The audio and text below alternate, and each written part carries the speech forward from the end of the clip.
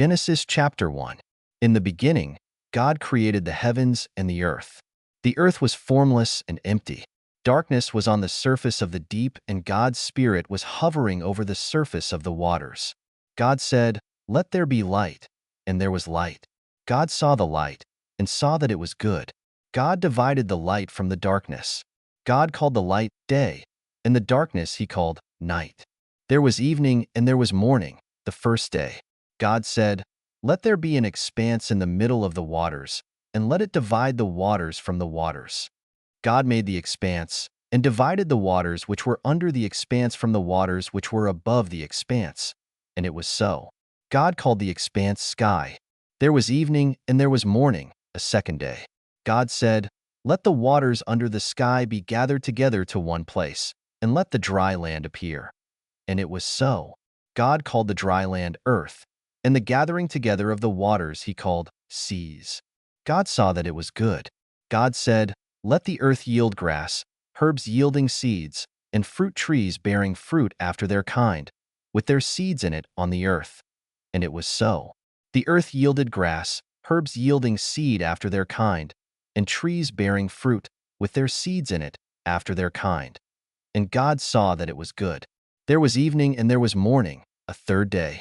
God said, "Let there be lights in the expanse of the sky to divide the day from the night, and let them be for signs to mark seasons, days, and years, and let them be for lights in the expanse of the sky to give light on the earth." And it was so. God made the two great lights, the greater light to rule the day, and the lesser light to rule the night. He also made the stars. God set them in the expanse of the sky to give light to the earth, and to rule over the day and over the night, and to divide the light from the darkness. God saw that it was good.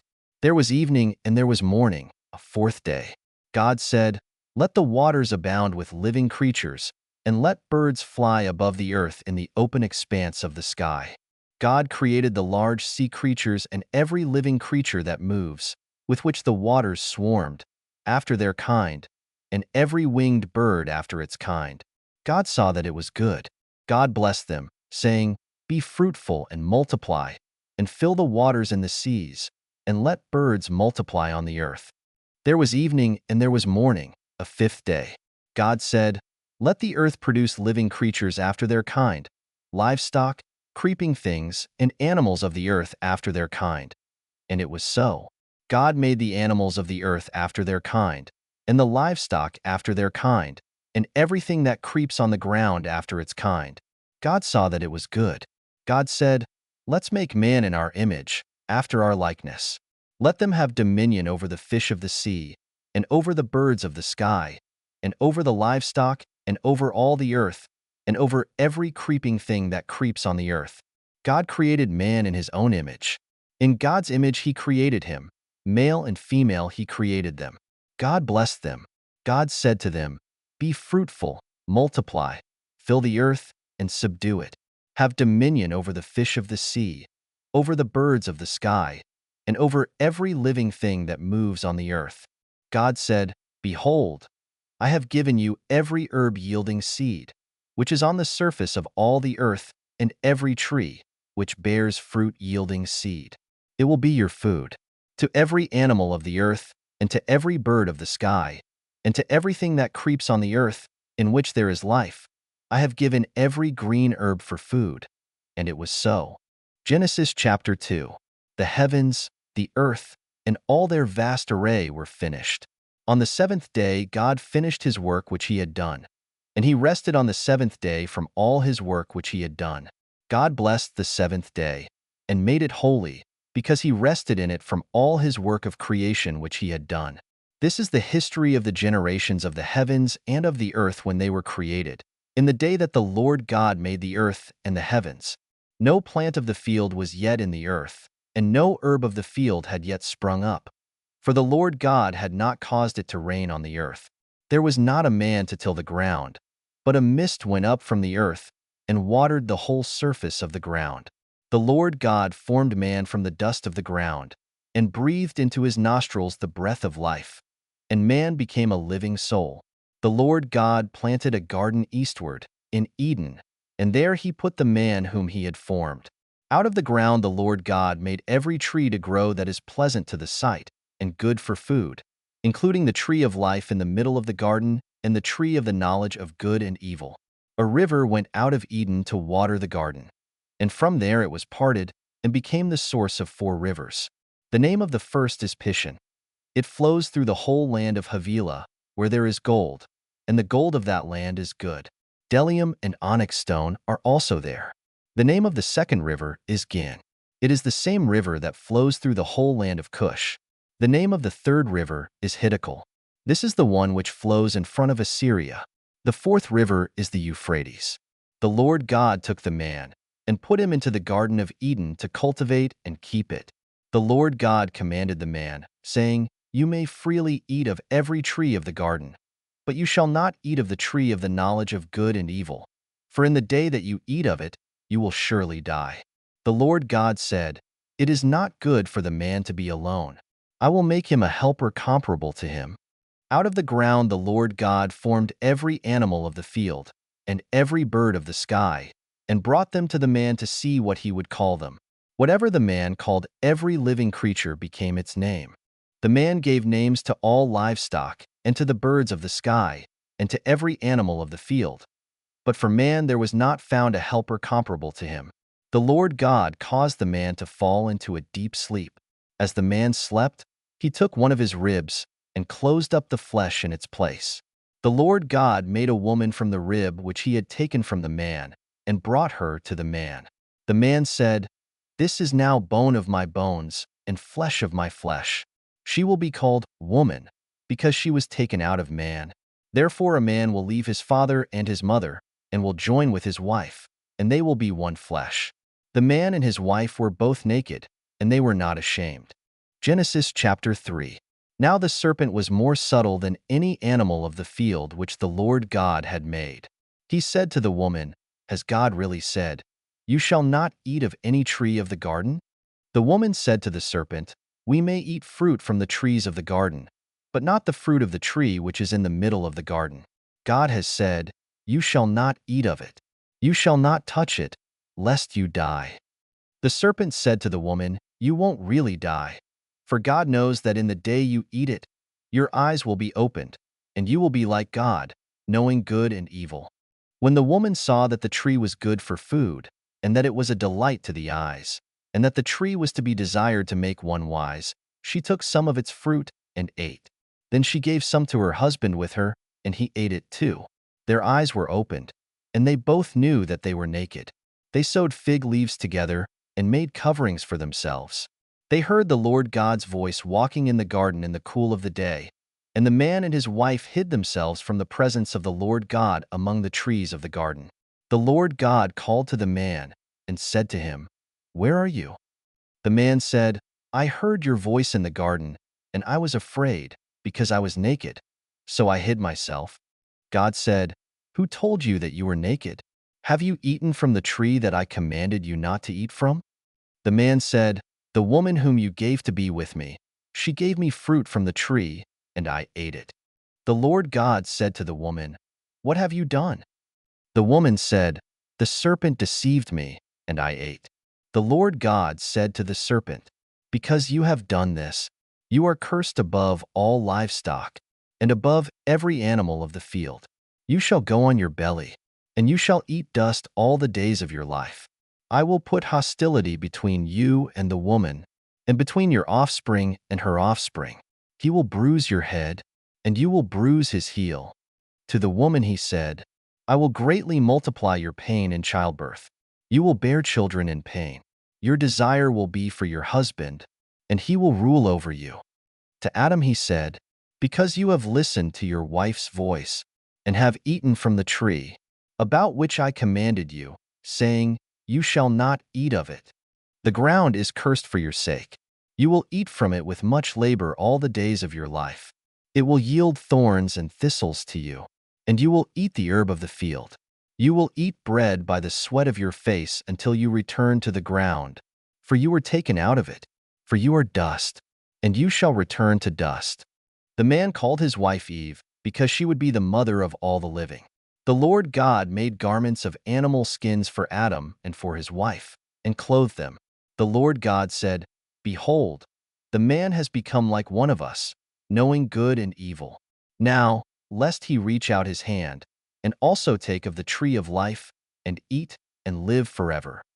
Therefore the Lord God sent him out from the Garden of Eden to till the ground from which he was taken. So he drove out the man. And he placed cherubim at the east of the Garden of Eden, and a flaming sword which turned every way, to guard the way to the tree of life. Genesis chapter 4. The man knew Eve his wife.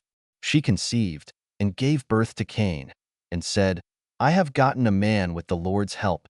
Again she gave birth to Cain's brother Abel. Abel was a keeper of sheep, but Cain was a tiller of the ground. As time passed, Cain brought an offering to the Lord from the fruit of the ground. Abel also brought some of the firstborn of his flock and of its fat. The Lord respected Abel and his offering, but he didn't respect Cain and his offering. Cain was very angry, and the expression on his face fell. The Lord said to Cain, "Why are you angry? Why has the expression of your face fallen? If you do well, won't it be lifted up? If you don't do well, sin crouches at the door. Its desire is for you, but you are to rule over it." Cain said to Abel, his brother, "Let's go into the field." While they were in the field, Cain rose up against Abel, his brother, and killed him. The Lord said to Cain, "Where is Abel, your brother?" He said, "I don't know. Am I my brother's keeper?" The Lord said, "What have you done?" "The voice of your brother's blood cries to me from the ground. Now you are cursed because of the ground, which has opened its mouth to receive your brother's blood from your hand. From now on, when you till the ground, it won't yield its strength to you. You will be a fugitive and a wanderer in the earth." Cain said to the Lord, "My punishment is greater than I can bear.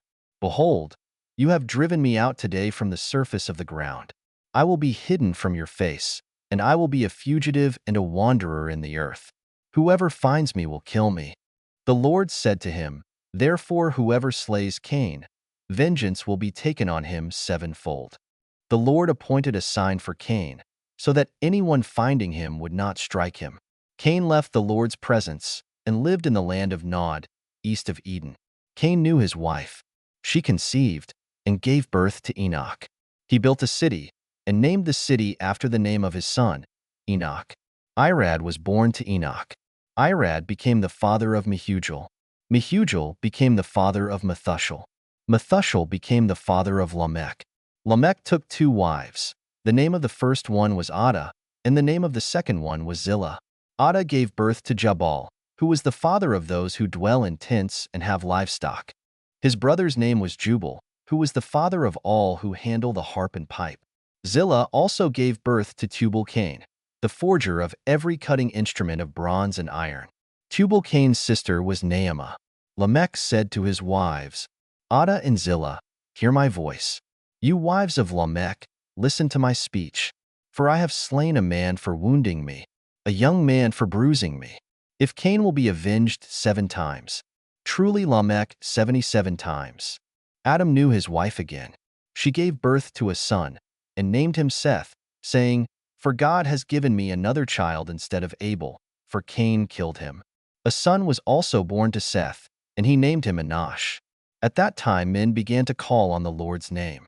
Genesis chapter 5. This is the book of the generations of Adam. In the day that God created man, he made him in God's likeness.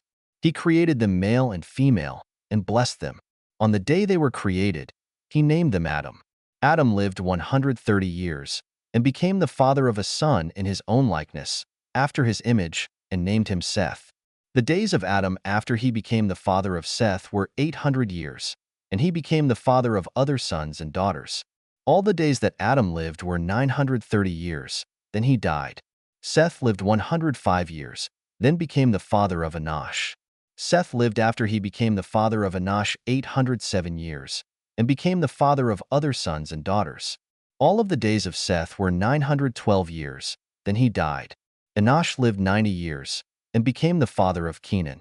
Enosh lived after he became the father of Kenan 815 years, and became the father of other sons and daughters. All of the days of Enosh were 905 years, then he died. Kenan lived 70 years, then became the father of Mahalalel. Kenan lived after he became the father of Mahalalel 840 years, and became the father of other sons and daughters, and all of the days of Kenan were 910 years. Then he died. Mahalalel lived 65 years, then became the father of Jared. Mahalalel lived after he became the father of Jared 830 years, and became the father of other sons and daughters. All of the days of Mahalalel were 895 years. Then he died. Jared lived 162 years, then became the father of Enoch. Jared lived after he became the father of Enoch 800 years, and became the father of other sons and daughters. All of the days of Jared were 962 years. Then he died. Enoch lived 65 years, then became the father of Methuselah. After Methuselah's birth, Enoch walked with God for 300 years, and became the father of more sons and daughters. All the days of Enoch were 365 years. Enoch walked with God, and he was not found, for God took him. Methuselah lived 187 years, then became the father of Lamech. Methuselah lived after he became the father of Lamech 782 years, and became the father of other sons and daughters. All the days of Methuselah were 969 years, then he died. Lamech lived 182 years, then became the father of a son. He named him Noah, saying, "This one will comfort us in our work and in the toil of our hands, caused by the ground which the Lord has cursed."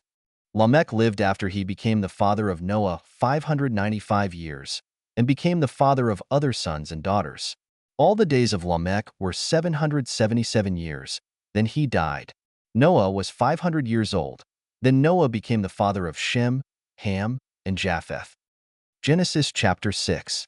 When men began to multiply on the surface of the ground, and daughters were born to them, God's sons saw that men's daughters were beautiful, and they took any that they wanted for themselves as wives. The Lord said, "My spirit will not strive with man forever, because he also is flesh. So his days will be 120 years. The Nephilim were in the earth in those days, and also after that, when God's sons came in to men's daughters and had children with them. Those were the mighty men who were of old, men of renown. The Lord saw that the wickedness of man was great in the earth, and that every imagination of the thoughts of man's heart was continually only evil. The Lord was sorry that he had made man on the earth, and it grieved him in his heart. The Lord said, "I will destroy man whom I have created from the surface of the ground, man, along with animals, creeping things, and birds of the sky, for I am sorry that I have made them." But Noah found favor in the Lord's eyes. This is the history of the generations of Noah. Noah was a righteous man, blameless among the people of his time. Noah walked with God. Noah became the father of 3 sons, Shem, Ham, and Japheth. The earth was corrupt before God, and the earth was filled with violence. God saw the earth, and saw that it was corrupt, for all flesh had corrupted their way on the earth. God said to Noah, "I will bring an end to all flesh, for the earth is filled with violence through them. Behold, I will destroy them in the earth. Make a ship of gopher wood. You shall make rooms in the ship, and shall seal it inside and outside with pitch. This is how you shall make it.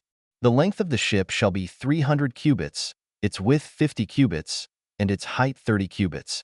You shall make a roof in the ship, and you shall finish it to a cubit upward. You shall set the door of the ship in its side.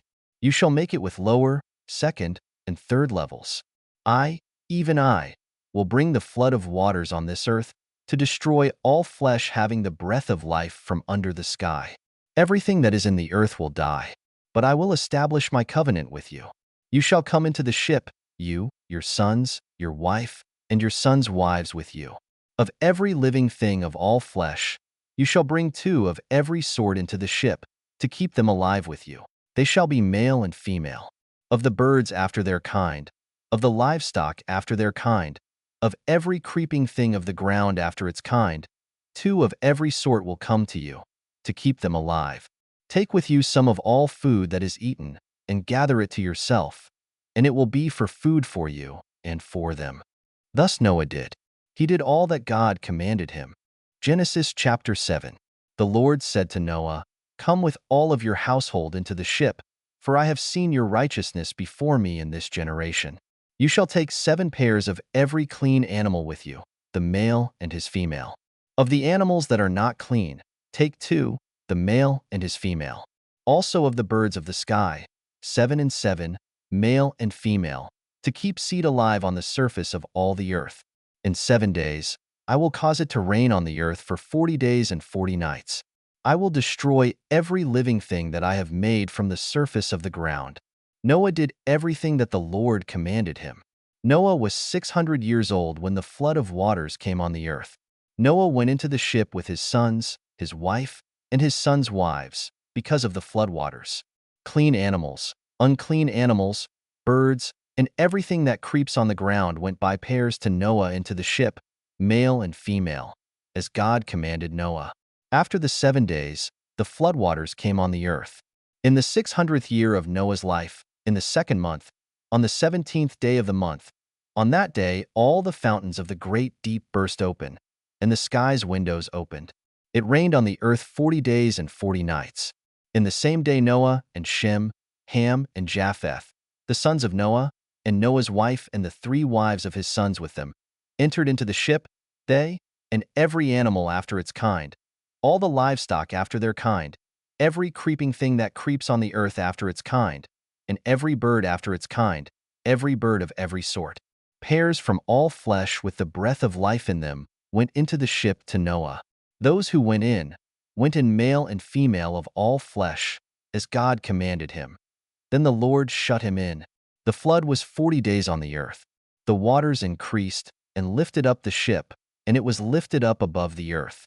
The waters rose and increased greatly on the earth, and the ship floated on the surface of the waters. The waters rose very high on the earth. All the high mountains that were under the whole sky were covered.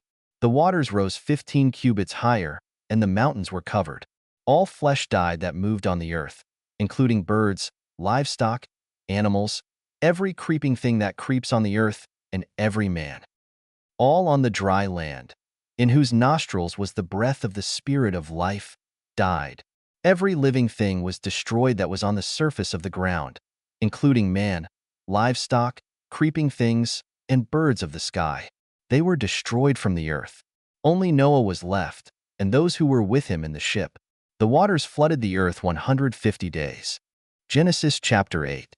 God remembered Noah, all the animals, and all the livestock that were with him in the ship. And God made a wind to pass over the earth. The waters subsided.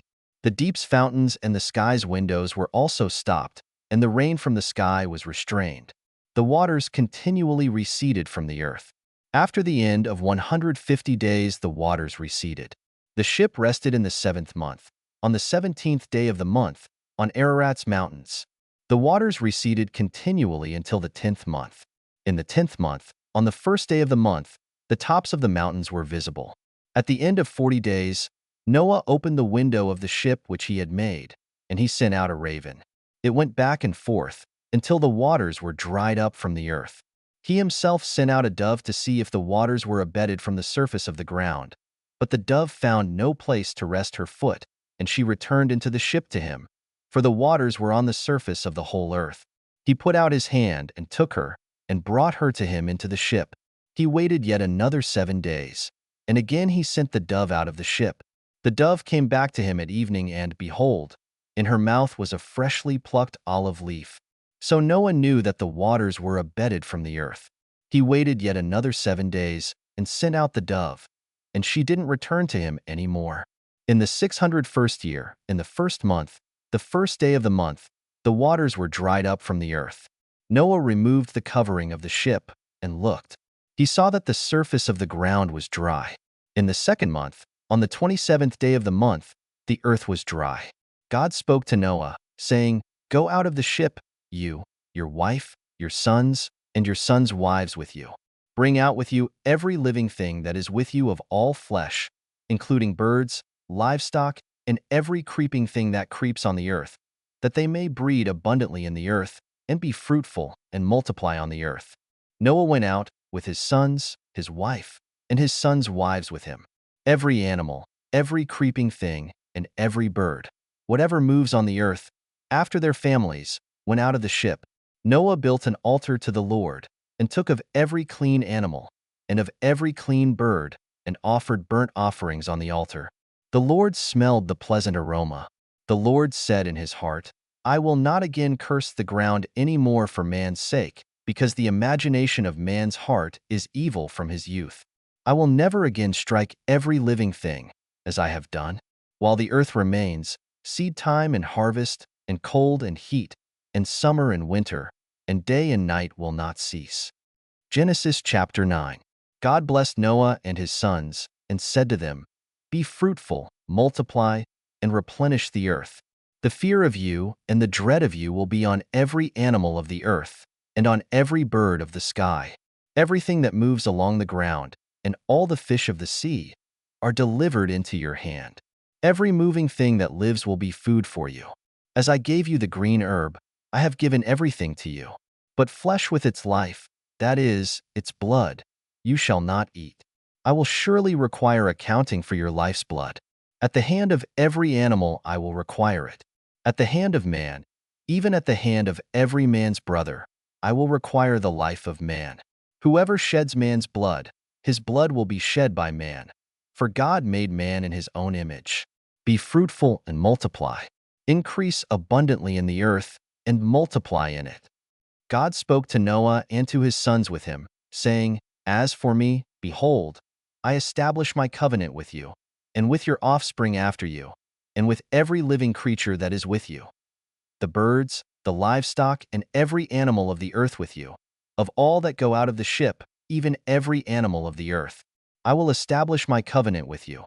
All flesh will not be cut off any more by the waters of the flood. There will never again be a flood to destroy the earth.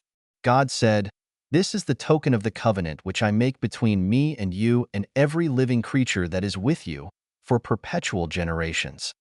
I set my rainbow in the cloud, and it will be a sign of a covenant between me and the earth. When I bring a cloud over the earth, that the rainbow will be seen in the cloud, I will remember my covenant, which is between me and you and every living creature of all flesh, and the waters will no more become a flood to destroy all flesh. The rainbow will be in the cloud. I will look at it, that I may remember the everlasting covenant between God and every living creature of all flesh that is on the earth. God said to Noah, This is the token of the covenant which I have established between me and all flesh that is on the earth. The sons of Noah who went out from the ship were Shem, Ham, and Japheth. Ham is the father of Canaan. These three were the sons of Noah, and from these the whole earth was populated. Noah began to be a farmer and planted a vineyard. He drank of the wine and got drunk. He was uncovered within his tent. Ham, the father of Canaan, saw the nakedness of his father and told his two brothers outside. Shem and Japheth took a garment and laid it on both their shoulders, went in backwards, and covered the nakedness of their father. Their faces were backwards, and they didn't see their father's nakedness. Noah awoke from his wine and knew what his youngest son had done to him. He said, Canaan is cursed. He will be a servant of servants to his brothers. He said, Blessed be the Lord, the God of Shem. Let Canaan be his servant. May God enlarge Japheth. Let him dwell in the tents of Shem. Let Canaan be his servant. Noah lived 350 years after the flood. All the days of Noah were 950 years, and then he died. Genesis chapter 10. Now this is the history of the generations of the sons of Noah and of Shem, Ham, and Japheth. Sons were born to them after the flood. The sons of Japheth were Gomer, Magog, Madai, Javan, Tubal, Meshech, and Tiras. The sons of Gomer were Ashkenaz, Riphath, and Togarmah. The sons of Javan were Elisha, Tarshish, Kittim, and Dodanim. Of these were the islands of the nations divided in their lands, everyone after his language, after their families, in their nations. The sons of Ham were Cush, Mizraim, Put, and Canaan. The sons of Cush were Seba, Havilah, Sabta, Rama, and Sabtika. The sons of Rama were Sheba and Dedan. Cush became the father of Nimrod. He began to be a mighty one in the earth. He was a mighty hunter before the Lord. Therefore it is said, like Nimrod, a mighty hunter before the Lord. He beginning of his kingdom was Babel, Erech, Akkad, and Calneh, in the land of Shinar. Out of that land he went into Assyria and built Nineveh, Rehoboth-ir, Calah, and Rezin between Nineveh and the great city Calah.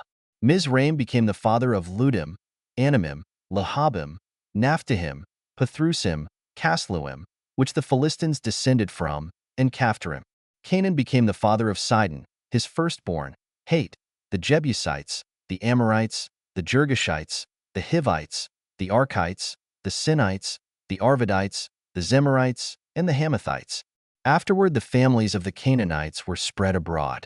The border of the Canaanites was from Sidon, as you go toward Gerar, to Gaza, as you go toward Sodom, Gomorrah, Admah, and Zeboim, to Lasha. These are the sons of Ham, after their families, according to their languages, in their lands and their nations. Children were also born to Shem, the elder brother of Japheth, the father of all the children of Eber. The sons of Shem were Elam, Ashur, Arpachshad, Lud, and Aram. The sons of Aram were Uzi, Hul, Gether, and Mash. Arpachshad became the father of Shelah. Shelah became the father of Eber. To Eber were born two sons. The name of the one was Peleg, for in his days the earth was divided. His brother's name was Joktan. Joktan became the father of Almodad, Shalef, Hazarmaveth, Jerah, Hadaram, Uzal, Diklah, Obal, Abimael, Sheba, Ophir, Havilah, and Jobab. All these were the sons of Joktan. Their dwelling extended from Mesha, as you go toward Sephar, the mountain of the east. Genesis chapter 11. The whole earth was of one language and of one speech. As they traveled east, they found a plain in the land of Shinar, and they lived there. They said to one another, "Come, let's make bricks and burn them thoroughly." They had brick for stone, and they used tar for mortar. They said, "Come, let's build ourselves a city and a tower whose top reaches to the sky, and let's make a name for ourselves, lest we be scattered abroad on the surface of the whole earth." The Lord came down to see the city and the tower, which the children of men built. The Lord said, "Behold, they are one people, and they all have one language, and this is what they begin to do. Now nothing will be withheld from them, which they intend to do. Come, let's go down, and there confuse their language, that they may not understand one another's speech." So the Lord scattered them abroad from there on the surface of all the earth. They stopped building the city. Therefore its name was called Babel, because there the Lord confused the language of all the earth. From there, the Lord scattered them abroad on the surface of all the earth. This is the history of the generations of Shem. Shem was 100 years old when he became the father of Arpachshad 2 years after the flood. Shem lived 500 years after he became the father of Arpachshad, and became the father of more sons and daughters. Arpachshad lived 35 years, and became the father of Shelah. Arpachshad lived 403 years after he became the father of Shelah, and became the father of more sons and daughters. Shelah lived 30 years, and became the father of Eber. Shelah lived 403 years after he became the father of Eber, and became the father of more sons and daughters. Eber lived 34 years, and became the father of Peleg. Eber lived 430 years after he became the father of Peleg, and became the father of more sons and daughters. Peleg lived 30 years, and became the father of Reu. Peleg lived 209 years after he became the father of Reu, and became the father of more sons and daughters. Reu lived 32 years, and became the father of Serug. Reu lived 207 years after he became the father of Serug, and became the father of more sons and daughters. Serug lived 30 years, and became the father of Nahor. Serug lived 200 years after he became the father of Nahor, and became the father of more sons and daughters. Nahor lived 29 years, and became the father of Terah. Nahor lived 119 years after he became the father of Terah, and became the father of more sons and daughters.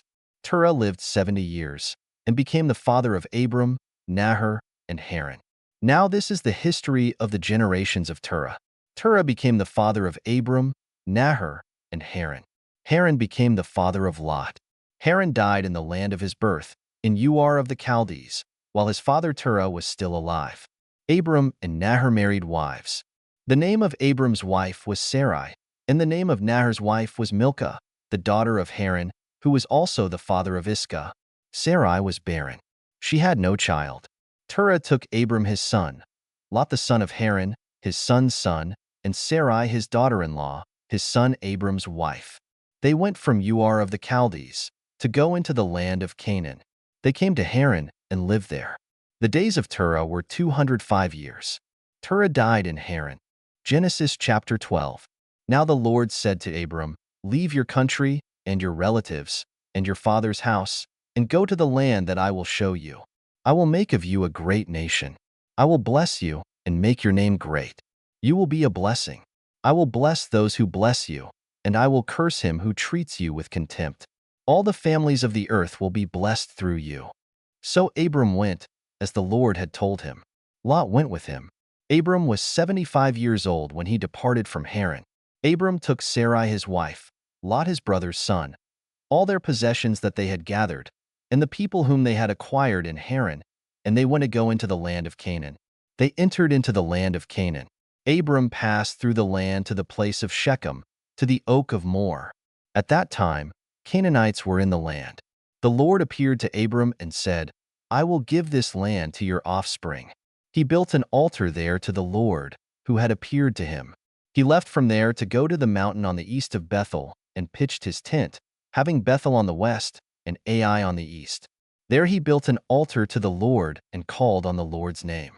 Abram traveled, still going on toward the south. Here was a famine in the land. Abram went down into Egypt to live as a foreigner there, for the famine was severe in the land. When he had come near to enter Egypt, he said to Sarai his wife, "See now, I know that you are a beautiful woman to look at. It will happen that when the Egyptians see you, they will say, 'This is his wife.' They will kill me, but they will save you alive. Please say that you are my sister, that it may be well with me for your sake, and that my soul may live because of you." When Abram had come into Egypt, some Egyptians saw that the woman was very beautiful. The princes of Pharaoh saw her and praised her to Pharaoh, and the woman was taken into Pharaoh's house. He dealt well with Abram for her sake. He had sheep, cattle, male donkeys, male servants, female donkeys, and camels. The Lord afflicted Pharaoh and his house with great plagues because of Sarai, Abram's wife.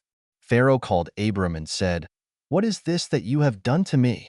Why didn't you tell me that she was your wife? Why did you say, 'She is my sister,' so that I took her to be my wife? Now therefore, see your wife, take her, and go your way." Pharaoh commanded men concerning him, and they escorted him away with his wife and all that he had. Genesis chapter 13. Abram went up out of Egypt, he, his wife, all that he had, and Lot with him, into the south. Abram was very rich in livestock, in silver, and in gold. He went on his journeys from the south as far as Bethel, to the place where his tent had been at the beginning, between Bethel and Ai, to the place of the altar, which he had made there at the first. There Abram called on the Lord's name. Lot also, who went with Abram, had flocks, herds, and tents. The land was not able to bear them, that they might live together, for their possessions were so great that they couldn't live together. There was strife between the herdsmen of Abram's livestock and the herdsmen of Lot's livestock. The Canaanites and the Perizzites lived in the land at that time. Abram said to Lot, "Please, let there be no strife between you and me, and between your herdsmen and my herdsmen, for we are relatives. Isn't the whole land before you? Please separate yourself from me. If you go to the left hand, then I will go to the right. Or if you go to the right hand, then I will go to the left." Lot lifted up his eyes and saw all the plain of the Jordan, that it was well watered everywhere, before the Lord destroyed Sodom and Gomorrah, like the garden of the Lord, like the land of Egypt, as you go to Zoar. So Lot chose the plain of the Jordan for himself. Lot traveled east, and they separated themselves from one another. Abram lived in the land of Canaan, and Lot lived in the cities of the plain, and moved his tent as far as Sodom. Now the men of Sodom were exceedingly wicked and sinners against the Lord. The Lord said to Abram, after Lot was separated from him, "Now lift up your eyes and look from the place where you are, northward and southward and eastward and westward. For I will give all the land which you see to you and to your offspring forever. I will make your offspring as the dust of the earth, so that if a man can count the dust of the earth, then your offspring may also be counted. Arise, walk through the land in its length and in its width, for I will give it to you." Abram moved his tent and came and lived by the oaks of Mamre, which are in Hebron, and built an altar there to the Lord. Genesis chapter 14. In the days of Amraphel, king of Shinar, Arioch, king of Elasa, Kedorlaomer, king of Elam, and Tidal, king of Goyim, they made war with Bera, king of Sodom, Bersha, king of Gomorrah, Shurnab, king of Admah, Shemeber, king of Zeboim, and the king of Bela, also called Zor. All these joined together in the valley of Siddim, also called the Salt Sea. They served Kedorlaomer for 12 years, and in the 13th year they rebelled. In the 14th year Kedorlaomer and the kings who were with him came and struck the Rephaim in Ashtaroth-Karnaim, the Zuzim in Ham, the Emim in Shave-Kiriathaim, and the Horites in their Mount Seir, to El-Paran, which is by the wilderness. They returned and came to En-Mishpat, also called Kadesh, and struck all the country of the Amalekites, and also the Amorites, that lived in Hazazon Tamar. The king of Sodom, and the king of Gomorrah, the king of Admah, the king of Zeboim, and the king of Bela, also called Zor, went out. And they set the battle in array against them in the valley of Siddim against Kedorlaomer king of Elam, Tidal king of Goyim, Amraphel king of Shinar, and Arioch king of Elasa, 4 kings against the 5. Now the valley of Siddim was full of tar pits, and the kings of Sodom and Gomorrah fled, and some fell there. Those who remained fled to the hills. They took all the goods of Sodom and Gomorrah, and all their food, and went their way. They took Lot, Abram's brother's son, who lived in Sodom, and his goods, and departed. One who had escaped came and told Abram, the Hebrew. At that time, he lived by the oaks of Mamre, the Amorite, brother of Eshcol and brother of Aner. They were allies of Abram. When Abram heard that his relative was taken captive, he led out his 318 trained men, born in his house, and pursued as far as Dan. He divided himself against them by night, he and his servants, and struck them, and pursued them to Hobah, which is on the left hand of Damascus. He brought back all the goods, and also brought back his relative Lot and his goods, and the women also, and the other people. The king of Sodom went out to meet him after his return from the slaughter of Kedorlaomer, and the kings who were with him, at the valley of Shave, that is, the king's valley. Melchizedek king of Salem brought out bread and wine. He was priest of God Most High. He blessed him and said, "Blessed be Abram of God Most High, possessor of heaven and earth. Blessed be God Most High, who has delivered your enemies into your hand." Abram gave him 1/10 of all. The king of Sodom said to Abram, "Give me the people, and take the goods for yourself." Abram said to the king of Sodom, "I have lifted up my hand to the Lord, God Most High, possessor of heaven and earth, that I will not take a thread nor a sandal strap nor anything that is yours, lest you should say, 'I have made Abram rich.' I will accept nothing from you except that which the young men have eaten, and the portion of the men who went with me, Aner, Eshcol, and Mamre. Let them take their portion." Genesis chapter 15. After these things the Lord's word came to Abram in a vision, saying, "Don't be afraid, Abram. I am your shield, your exceedingly great reward." Abram said, "Lord God, what will you give me, since I go childless, and he who will inherit my estate is Eliezer of Damascus?" Abram said, "Behold, you have given no children to me, and behold, one born in my house is my heir." Behold, the Lord's word came to him, saying, "This man will not be your heir, but he who will come out of your own body will be your heir." The Lord brought him outside and said, "Look now toward the sky, and count the stars, if you are able to count them." He said to Abram, "So your offspring will be." He believed in the Lord, who credited it to him for righteousness. He said to Abram, "I am the Lord who brought you out of Ur of the Chaldees, to give you this land to inherit it." He said, "Lord God, how will I know that I will inherit it?" He said to him, "Bring me a heifer 3 years old, a female goat 3 years old, a ram 3 years old, a turtle dove, and a young pigeon." He brought him all these, and divided them in the middle, and laid each half opposite the other. But he didn't divide the birds. The birds of prey came down on the carcasses, and Abram drove them away. When the sun was going down, a deep sleep fell on Abram. Now terror and great darkness fell on him. He said to Abram, "Know for sure that your offspring will live as foreigners in a land that is not theirs, and will serve them. They will afflict them 400 years. I will also judge that nation, whom they will serve. Afterward they will come out with great wealth, but you will go to your fathers in peace. You will be buried at a good old age. In the 4th generation they will come here again, for the iniquity of the Amorite is not yet full." It came to pass that, when the sun went down, and it was dark, behold, a smoking furnace and a flaming torch passed between these pieces. In that day the Lord made a covenant with Abram, saying, "I have given this land to your offspring, from the river of Egypt to the great river, the river Euphrates, the land of the Kenite, the Kenizzites, the Cadmonites, the Hittites, the Perizzites, the Rephaim, the Amorites, the Canaanites, the Girgashites, and the Jebusites." Genesis chapter 16. Now Sarai, Abram's wife, bore him no children. She had a servant, an Egyptian, whose name was Hagar. Sarai said to Abram, "See now, the Lord has restrained me from bearing. Please go into my servant. It may be that I will obtain children by her." Abram listened to the voice of Sarai.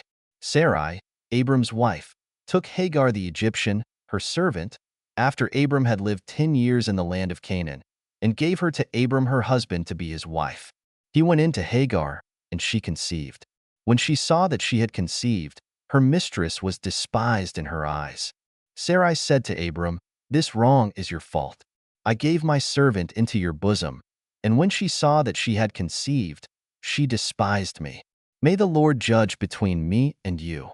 But Abram said to Sarai, "Behold, your maid is in your hand. Do to her whatever is good in your eyes." Sarai dealt harshly with her, and she fled from her face. The Lord's angel found her by a fountain of water in the wilderness, by the fountain on the way to Shur. He said, "Hagar, Sarai's servant, where did you come from? Where are you going?" She said, "I am fleeing from the face of my mistress Sarai."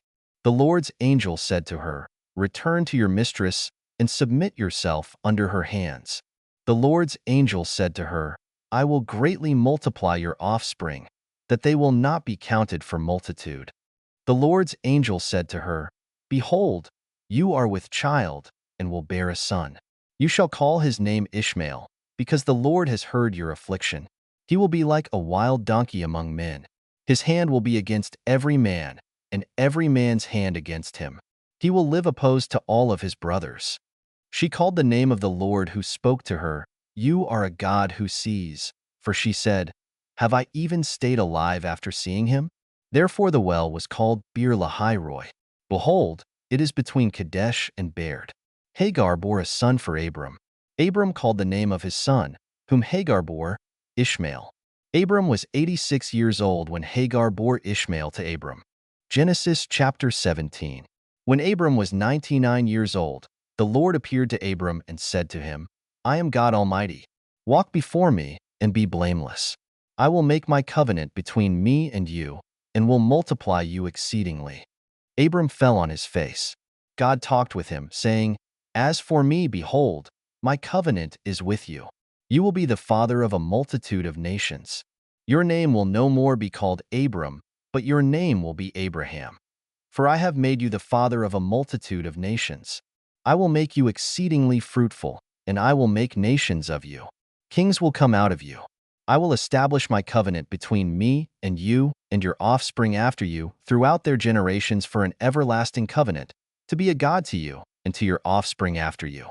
I will give to you and to your offspring after you the land where you are traveling, all the land of Canaan, for an everlasting possession.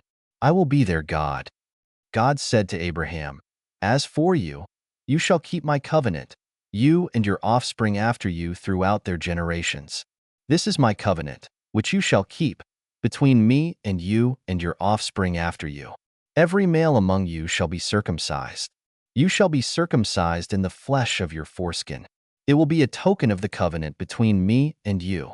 He who is 8 days old shall be circumcised among you, every male throughout your generations, he who is born in the house, or bought with money from any foreigner who is not of your offspring. He who is born in your house, and he who is bought with your money, must be circumcised. My covenant shall be in your flesh for an everlasting covenant. The uncircumcised male who is not circumcised in the flesh of his foreskin, that soul shall be cut off from his people. He has broken my covenant. God said to Abraham, As for Sarai your wife, you shall not call her name Sarai, but her name shall be Sarah. I will bless her, and moreover I will give you a son by her. Yes, I will bless her, and she will be a mother of nations. Kings of peoples will come from her. Then Abraham fell on his face and laughed, and said in his heart, Will a child be born to him who is 100 years old? Will Sarah, who is 90 years old, give birth? Abraham said to God, Oh, that Ishmael might live before you. God said, No, but Sarah, your wife, will bear you a son. You shall call his name Isaac.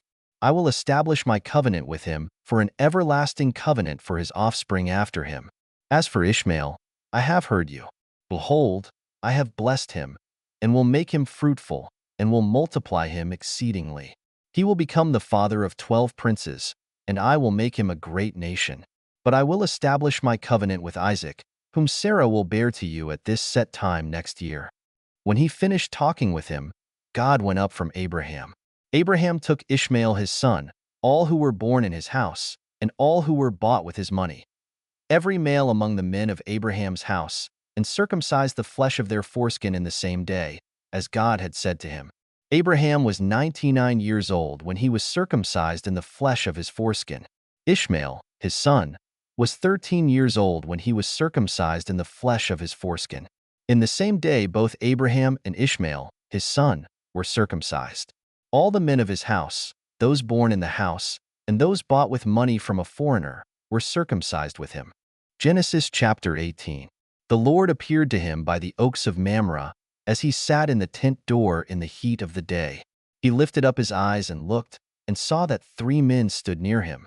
When he saw them, he ran to meet them from the tent door, and bowed himself to the earth, and said, My Lord, if now I have found favor in your sight, please don't go away from your servant. Now let a little water be fetched, wash your feet, and rest yourselves under the tree. I will get a piece of bread, so you can refresh your heart. After that you may go your way, now that you have come to your servant. They said, Very well, do as you have said. Abraham hurried into the tent to Sarah, and said, Quickly prepare 3 seahs of fine meal, knead it, and make cakes. Abraham ran to the herd, and fetched a tender and good calf, and gave it to the servant. He hurried to dress it. He took butter, milk, and the calf which he had dressed, and set it before them. He stood by them under the tree, and they ate. They asked him, Where is Sarah, your wife? He said, There, in the tent. He said, I will certainly return to you at about this time next year. And behold, Sarah your wife will have a son. Sarah heard in the tent door, which was behind him. Now Abraham and Sarah were old, well advanced in age. Sarah had passed the age of childbearing. Sarah laughed within herself, saying, After I have grown old will I have pleasure, my Lord being old also? The Lord said to Abraham, Why did Sarah laugh, saying, Will I really bear a child when I am old? Is anything too hard for the Lord? At the set time I will return to you, when the season comes around, and Sarah will have a son. Then Sarah denied it, saying, I didn't laugh, for she was afraid. He said, No, but you did laugh. The men rose up from there, and looked toward Sodom. Abraham went with them to see them on their way. The Lord said, Will I hide from Abraham what I do, since Abraham will surely become a great and mighty nation, and all the nations of the earth will be blessed in him?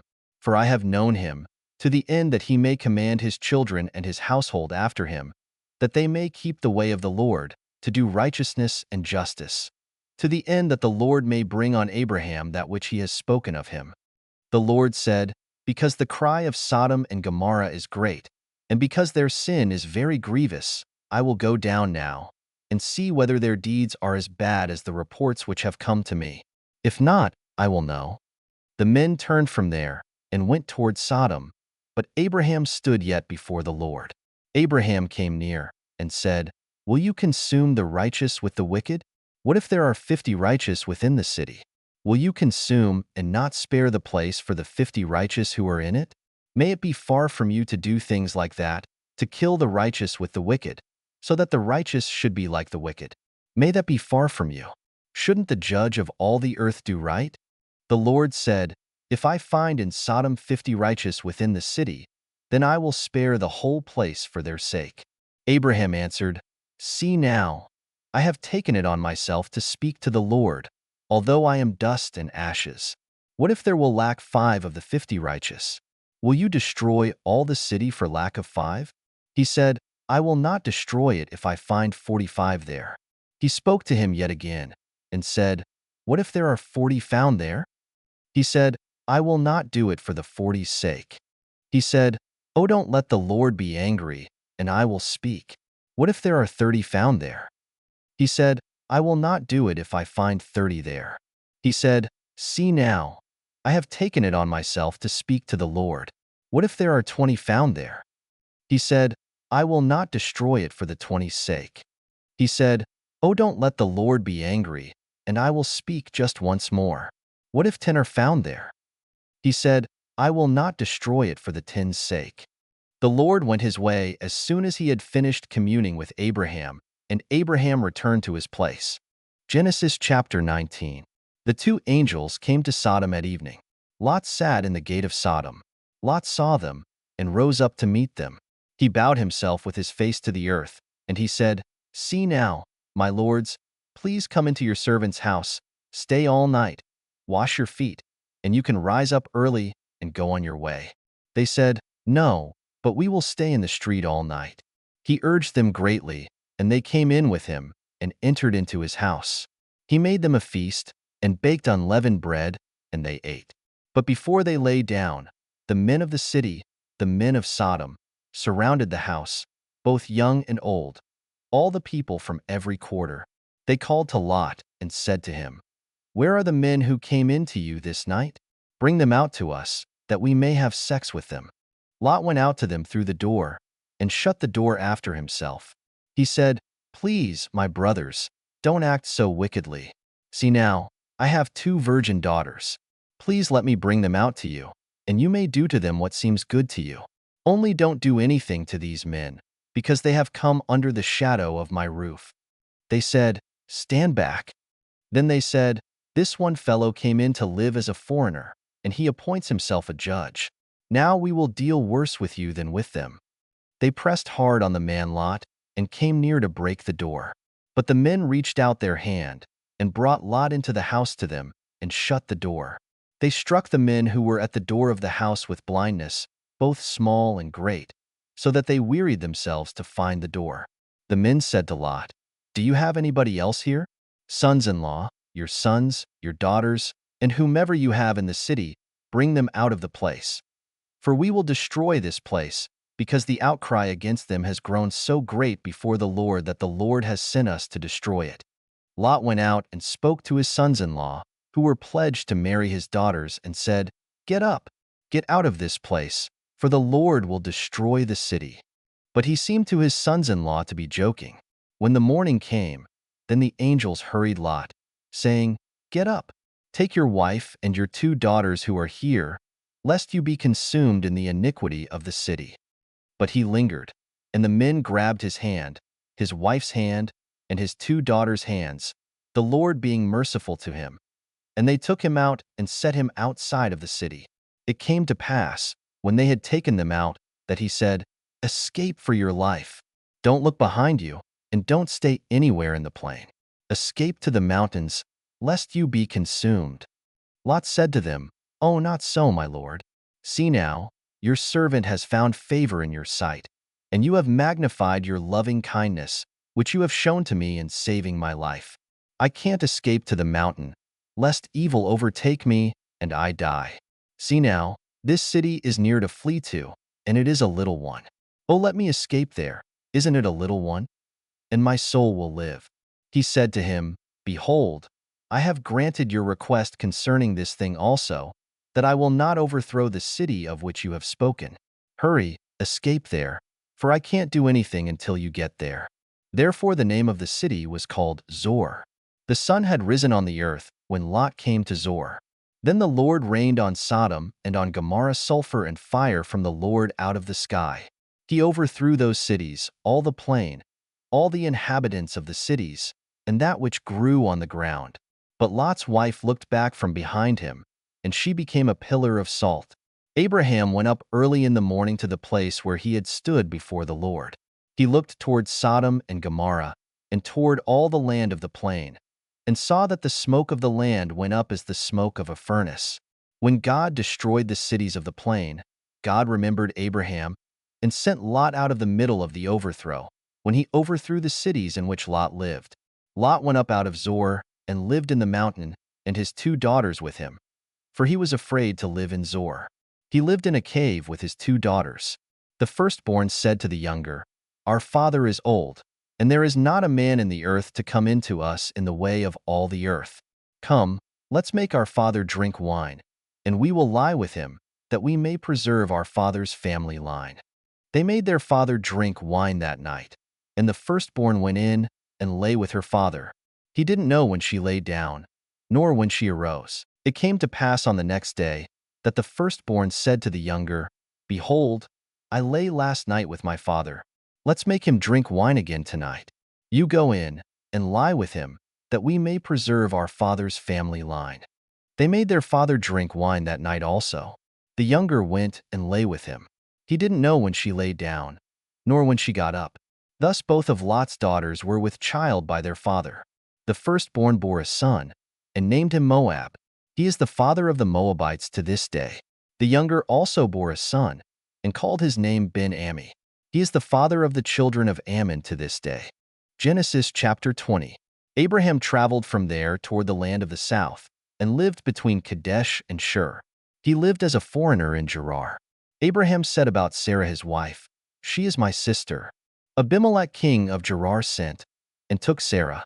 But God came to Abimelech in a dream of the night, and said to him, "Behold, you are a dead man, because of the woman whom you have taken, for she is a man's wife." Now Abimelech had not come near her. He said, "Lord, will you kill even a righteous nation? Didn't he tell me, 'She is my sister'?" She, even she herself, said, "He is my brother." I have done this in the integrity of my heart and the innocence of my hands. God said to him in the dream, "Yes, I know that in the integrity of your heart you have done this, and I also withheld you from sinning against me. Therefore I didn't allow you to touch her. Now therefore, restore the man's wife. For he is a prophet, and he will pray for you, and you will live. If you don't restore her, know for sure that you will die, you and all who are yours." Abimelech rose early in the morning, and called all his servants, and told all these things in their ear. The men were very scared. Then Abimelech called Abraham, and said to him, "What have you done to us? How have I sinned against you, that you have brought on me and on my kingdom a great sin? You have done deeds to me that ought not to be done." Abimelech said to Abraham, "What did you see, that you have done this thing?" Abraham said, "Because I thought, surely the fear of God is not in this place. They will kill me for my wife's sake. Besides, she is indeed my sister, the daughter of my father, but not the daughter of my mother, and she became my wife. When God caused me to wander from my father's house, I said to her, 'This is your kindness which you shall show to me. Everywhere that we go, say of me, he is my brother.'"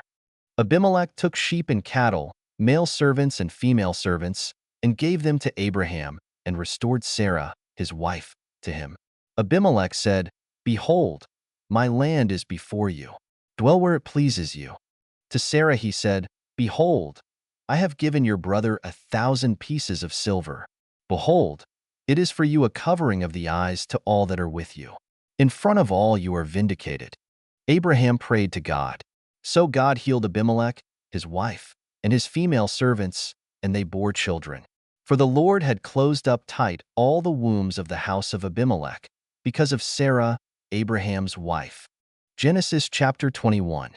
The Lord visited Sarah as he had said, and the Lord did to Sarah as he had spoken. Sarah conceived, and bore Abraham a son in his old age, at the set time of which God had spoken to him. Abraham called his son who was born to him, whom Sarah bore to him, Isaac. Abraham circumcised his son, Isaac, when he was 8 days old, as God had commanded him. Abraham was 100 years old when his son, Isaac, was born to him. Sarah said, "God has made me laugh. Everyone who hears will laugh with me." She said, "Who would have said to Abraham that Sarah would nurse children? For I have borne him a son in his old age." The child grew and was weaned. Abraham made a great feast on the day that Isaac was weaned. Sarah saw the son of Hagar the Egyptian, whom she had borne to Abraham, mocking. Therefore she said to Abraham, "Cast out this servant and her son, for the son of this servant will not be heir with my son, Isaac." The thing was very grievous in Abraham's sight on account of his son. God said to Abraham, "Don't let it be grievous in your sight because of the boy and because of your servant. In all that Sarah says to you, listen to her voice. For your offspring will be named through Isaac. I will also make a nation of the son of the servant, because he is your child." Abraham rose up early in the morning and took bread and a container of water and gave it to Hagar, putting it on her shoulder, and gave her the child and sent her away. She departed and wandered in the wilderness of Beersheba. The water in the container was spent, and she put the child under one of the shrubs. She went and sat down opposite him, a good way off, about a bowshot away. For she said, "Don't let me see the death of the child." She sat opposite him, and lifted up her voice, and wept. God heard the voice of the boy. The angel of God called to Hagar out of the sky, and said to her, "What troubles you, Hagar? Don't be afraid, for God has heard the voice of the boy where he is. Get up, lift up the boy, and hold him with your hand, for I will make him a great nation." God opened her eyes, and she saw a well of water. She went, filled the container with water, and gave the boy a drink. God was with the boy, and he grew. He lived in the wilderness, and as he grew up, he became an archer. He lived in the wilderness of Paran. His mother got a wife for him out of the land of Egypt. At that time, Abimelech and Phicol the captain of his army spoke to Abraham, saying, "God is with you in all that you do. Now, therefore, swear to me here by God that you will not deal falsely with me, nor with my son, nor with my son's son. But according to the kindness that I have done to you, you shall do to me, and to the land in which you have lived as a foreigner." Abraham said, "I will swear." Abraham complained to Abimelech because of a water well, which Abimelech's servants had violently taken away. Abimelech said, "I don't know who has done this thing. You didn't tell me, and I didn't hear of it until today." Abraham took sheep and cattle and gave them to Abimelech. Those two made a covenant. Abraham set 7 ewe lambs of the flock by themselves. Abimelech said to Abraham, "What do these 7 ewe lambs, which you have set by themselves, mean?" He said, "You shall take these 7 ewe lambs from my hand, that it may be a witness to me that I have dug this well." Therefore he called that place Beersheba, because they both swore an oath there. So they made a covenant at Beersheba. Abimelech rose up with Phicol, the captain of his army, and they returned into the land of the Philistines. Abraham planted a tamarisk tree in Beersheba, and there he called on the name of the Lord, the everlasting God. Abraham lived as a foreigner in the land of the Philistines many days. Genesis chapter 22. After these things, God tested Abraham and said to him, "Abraham." He said, "Here I am." He said, "Now take your son, your only son, Isaac, whom you love, and go into the land of Moriah. Offer him there as a burnt offering on one of the mountains which I will tell you of." Abraham rose early in the morning and saddled his donkey, and took 2 of his young men with him, and Isaac his son. He split the wood for the burnt offering, and rose up, and went to the place of which God had told him. On the 3rd day Abraham lifted up his eyes, and saw the place far off. Abraham said to his young men, "Stay here with the donkey. The boy and I will go over there. We will worship and come back to you." Abraham took the wood of the burnt offering and laid it on Isaac his son. He took in his hand the fire and the knife. They both went together. Isaac spoke to Abraham his father and said, "My father?" He said, "Here I am, my son." He said, "Here is the fire and the wood, but where is the lamb for a burnt offering?" Abraham said, God will provide himself the lamb for a burnt offering, my son." So they both went together. They came to the place which God had told him of. Abraham built the altar there, and laid the wood in order, bound Isaac his son, and laid him on the altar on the wood. Abraham stretched out his hand, and took the knife to kill his son. The Lord's angel called to him out of the sky, and said, "Abraham, Abraham." He said, "Here I am." He said, "Don't lay your hand on the boy or do anything to him. For now I know that you fear God, since you have not withheld your son, your only son, from me."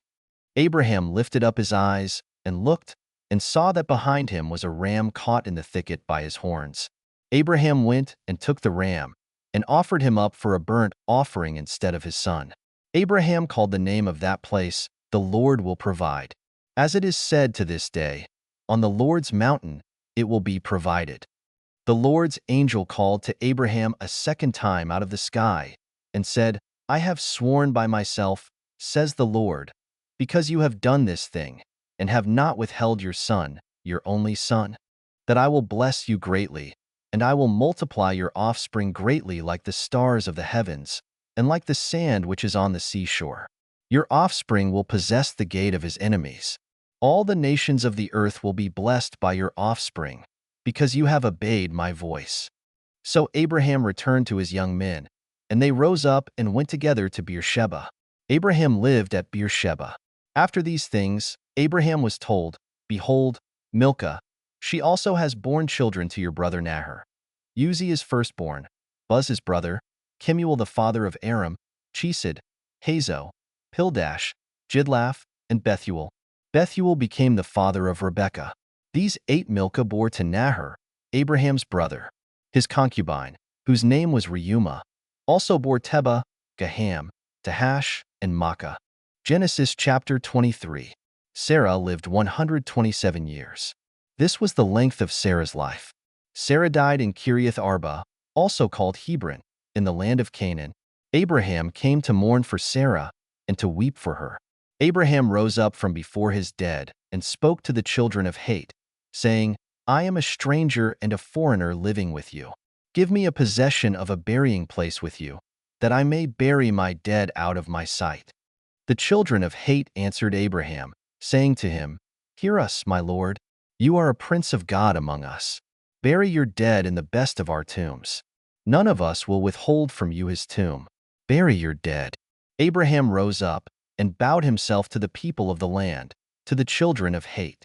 He talked with them, saying, "If you agree that I should bury my dead out of my sight, hear me and entreat for me to Ephron the son of Zohar, that he may sell me the cave of Machpelah, which he has, which is in the end of his field.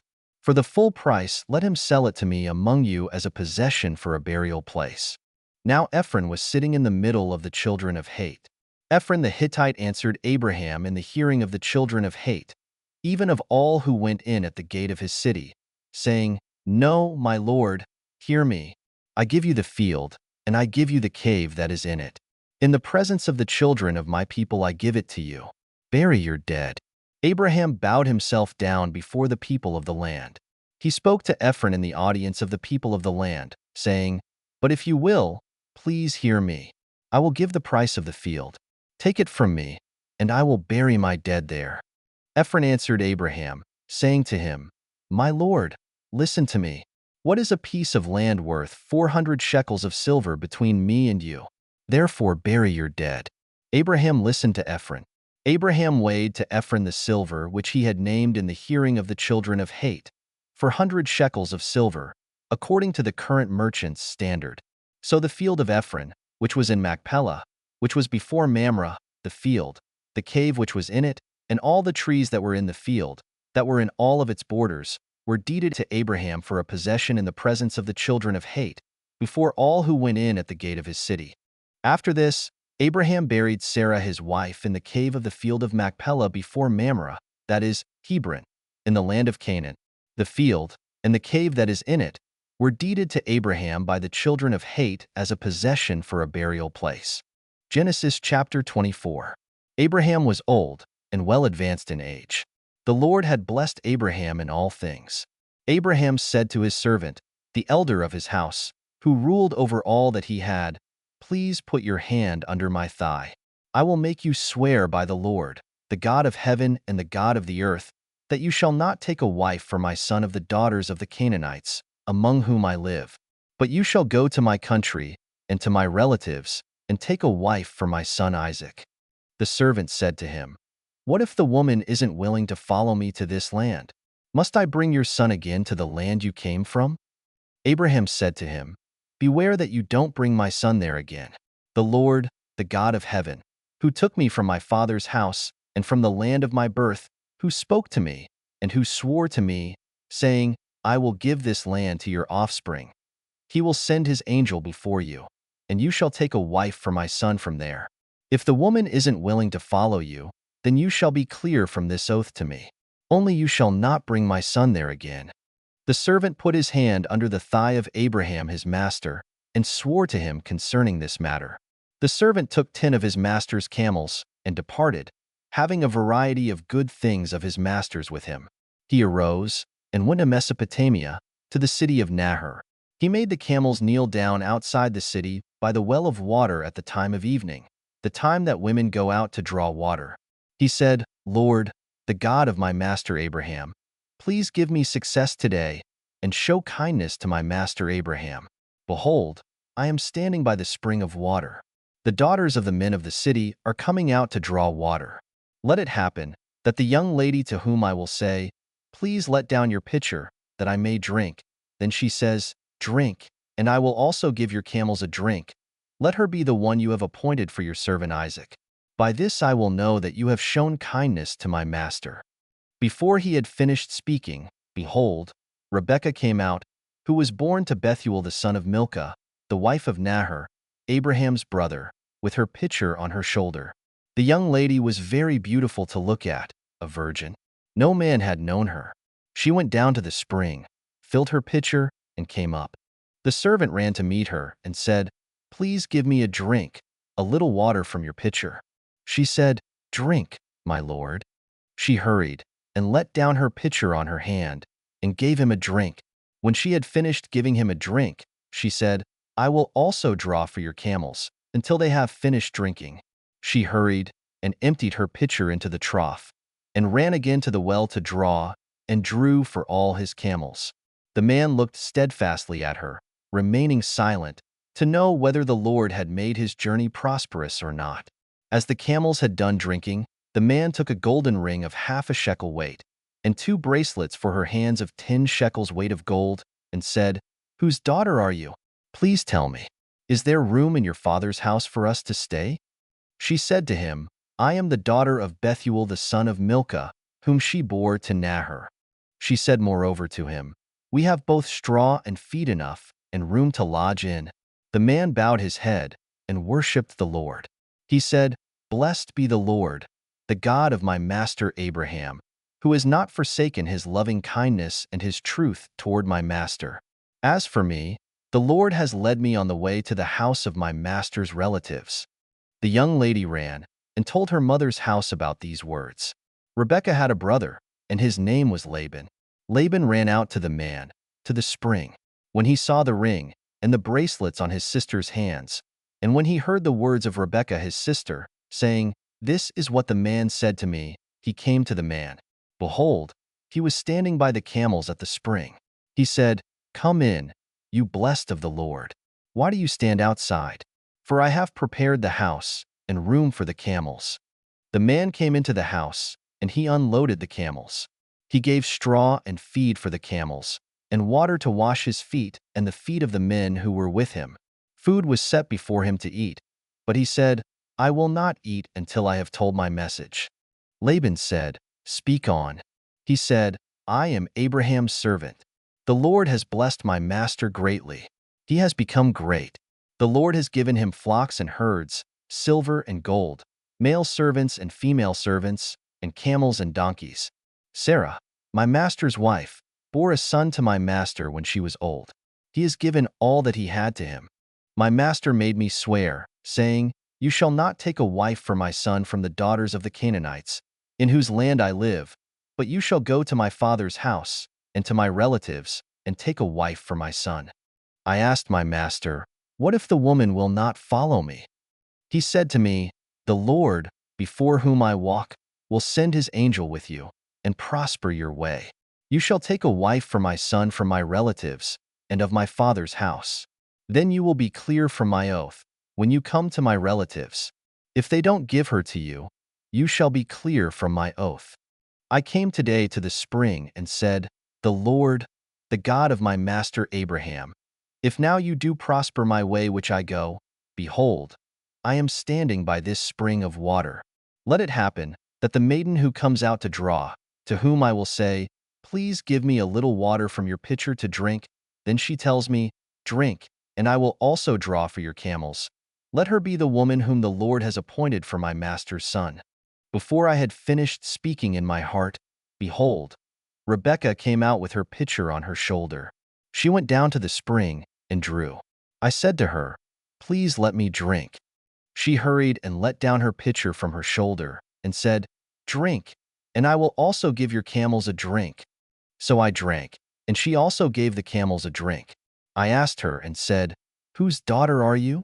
She said, 'The daughter of Bethuel, Nahor's son, whom Milcah bore to him.' I put the ring on her nose and the bracelets on her hands. I bowed my head and worshipped the Lord and blessed the Lord, the God of my master Abraham, who had led me in the right way to take my master's brother's daughter for his son. Now if you will deal kindly and truly with my master, tell me. If not, tell me, that I may turn to the right hand or to the left." Then Laban and Bethuel answered, "The thing proceeds from the Lord. We can't speak to you bad or good. Behold, Rebekah is before you. Take her and go, and let her be your master's son's wife, as the Lord has spoken." When Abraham's servant heard their words, he bowed himself down to the earth to the Lord. The servant brought out jewels of silver and jewels of gold and clothing and gave them to Rebekah. He also gave precious things to her brother and her mother. They ate and drank, he and the men who were with him, and stayed all night. They rose up in the morning, and he said, "Send me away to my master." Her brother and her mother said, "Let the young lady stay with us a few days, at least 10. After that she will go." He said to them, "Don't hinder me, since the Lord has prospered my way. Send me away that I may go to my master." They said, "We will call the young lady and ask her." They called Rebekah and said to her, "Will you go with this man?" She said, "I will go." They sent away Rebekah, their sister, with her nurse, Abraham's servant, and his men. They blessed Rebekah and said to her, "Our sister, may you be the mother of thousands of 10,000s, and let your offspring possess the gate of those who hate them." Rebekah arose with her ladies. They rode on the camels and followed the man. The servant took Rebekah and went his way. Isaac came from the way of Beer-lahai-roi, for he lived in the land of the south. Isaac went out to meditate in the field at the evening. He lifted up his eyes and looked. Behold, there were camels coming. Rebekah lifted up her eyes, and when she saw Isaac, she got off the camel. She said to the servant, "Who is the man who is walking in the field to meet us?" The servant said, "It is my master." She took her veil and covered herself. The servant told Isaac all the things that he had done. Isaac brought her into his mother Sarah's tent and took Rebekah, and she became his wife. He loved her. So Isaac was comforted after his mother's death. Genesis chapter 25. Abraham took another wife, and her name was Keturah. She bore him Zimran, Jokshan, Medan, Midian, Ishbak, and Shua. Jokshan became the father of Sheba and Dedan. The sons of Dedan were Ashurim, Letushim, and Lumim. The sons of Midian were Ephah, Epher, Hanok, Abida, and Eldah. All these were the children of Keturah. Abraham gave all that he had to Isaac, but Abraham gave gifts to the sons of Abraham's concubines. While he still lived, he sent them away from Isaac his son, eastward, to the east country. These are the days of the years of Abraham's life which he lived, 175 years. Abraham gave up his spirit and died at a good old age, an old man and full of years, and was gathered to his people. Isaac and Ishmael, his sons, buried him in the cave of Machpelah, in the field of Ephron, the son of Zohar the Hittite, which is near Mamre, the field which Abraham purchased from the children of Het. Abraham was buried there with Sarah, his wife. After the death of Abraham, God blessed Isaac, his son. Isaac lived by Beer Lahai Roi. Now this is the history of the generations of Ishmael, Abraham's son, whom Hagar the Egyptian, Sarah's servant, bore to Abraham. These are the names of the sons of Ishmael, by their names, according to the order of their birth. The firstborn of Ishmael, Nebaioth, then Kedar, Adbeel, Mibsam, Mishma, Duma, Massa, Hadad, Tema, Jetur, Naphish, and Kedema. These are the sons of Ishmael, and these are their names, by their villages, and by their encampments. 12 princes, according to their nations. These are the years of the life of Ishmael, 137 years. He gave up his spirit and died, and was gathered to his people. They lived from Havilah to Shur, that is before Egypt, as you go toward Assyria. He lived opposite all his relatives.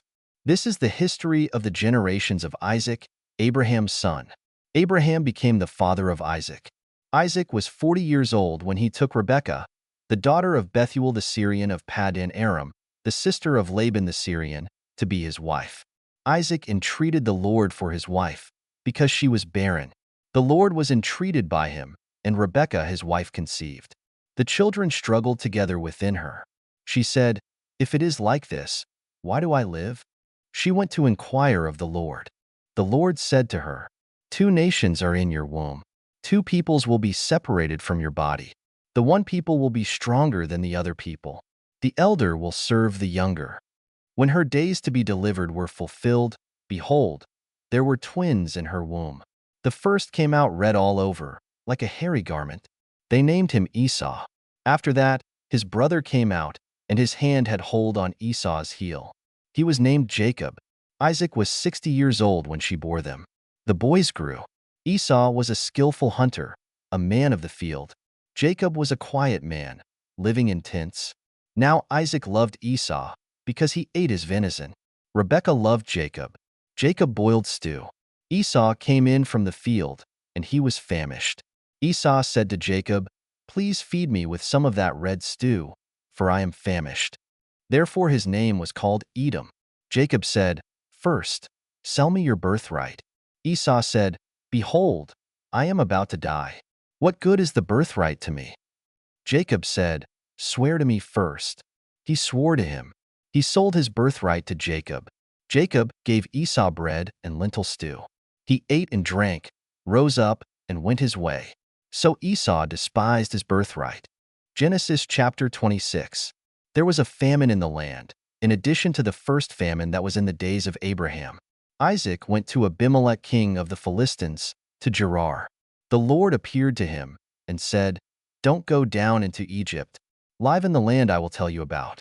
Live in this land, and I will be with you, and will bless you. For I will give to you, and to your offspring, all these lands, and I will establish the oath which I swore to Abraham your father. I will multiply your offspring as the stars of the sky, and will give all these lands to your offspring. In your offspring all the nations of the earth will be blessed, because Abraham obeyed my voice, and kept my requirements, my commandments, my statutes, and my laws." Isaac lived in Gerar. The men of the place asked him about his wife. He said, "She is my sister," for he was afraid to say, "My wife," lest, he thought, the men of the place might kill me for Rebekah, because she is beautiful to look at. When he had been there a long time, Abimelech king of the Philistines looked out at a window, and saw, and behold, Isaac was caressing Rebekah, his wife. Abimelech called Isaac and said, "Behold, surely she is your wife. Why did you say, 'She is my sister'?" Isaac said to him, "Because I said, 'Lest I die because of her.'" Abimelech said, "What is this you have done to us? One of the people might easily have lain with your wife, and you would have brought guilt on us." Abimelech commanded all the people, saying, "He who touches this man or his wife will surely be put to death." Isaac sowed in that land, and reaped in the same year 100 times what he planted. The Lord blessed him. The man grew great, and grew more and more until he became very great. He had possessions of flocks, possessions of herds, and a great household. The Philistines envied him.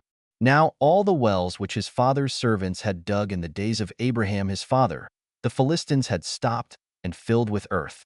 Abimelech said to Isaac, "Go away from us, for you are much mightier than we." Isaac departed from there, encamped in the valley of Gerar, and lived there. Isaac dug again the wells of water, which they had dug in the days of Abraham his father, for the Philistines had stopped them after the death of Abraham. He called their names after the names by which his father had called them. Isaac's servants dug in the valley and found there a well of flowing water.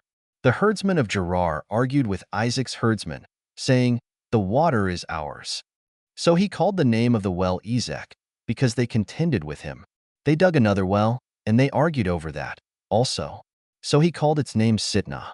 He left that place and dug another well. They didn't argue over that one. So he called it Rehoboth. He said, "For now the Lord has made room for us, and we will be fruitful in the land." He went up from there to Beersheba. The Lord appeared to him the same night and said, "I am the God of Abraham your father. Don't be afraid, for I am with you, and will bless you, and multiply your offspring for my servant Abraham's sake." He built an altar there, and called on the Lord's name, and pitched his tent there. There Isaac's servants dug a well. Then Abimelech went to him from Gerar with Ahuzzath his friend, and Phicol the captain of his army. Isaac said to them, "Why have you come to me, since you hate me, and have sent me away from you?" They said, "We saw plainly that the Lord was with you." We said, "Let there now be an oath between us, even between us and you, and let's make a covenant with you, that you will do us no harm, as we have not touched you, and as we have done to you nothing but good, and have sent you away in peace. You are now the blessed of the Lord." He made them a feast, and they ate and drank. They rose up some time in the morning, and swore an oath to one another. Isaac sent them away, and they departed from him in peace. The same day, Isaac's servants came, and told him concerning the well which they had dug, and said to him, "We have found water." He called it Sheba. Therefore the name of the city is Beersheba to this day. When Esau was 40 years old, he took his wife Judith, the daughter of Beeri the Hittite, and Basemath, the daughter of Elon the Hittite. They grieved Isaac's and Rebekah's spirits. Genesis chapter 27. When Isaac was old, and his eyes were dim, so that he could not see, he called Esau his elder son, and said to him, "My son?" He said to him, "Here I am." He said, "See now, I am old. I don't know the day of my death. Now therefore, please take your weapons, your quiver and your bow, and go out to the field, and get me venison.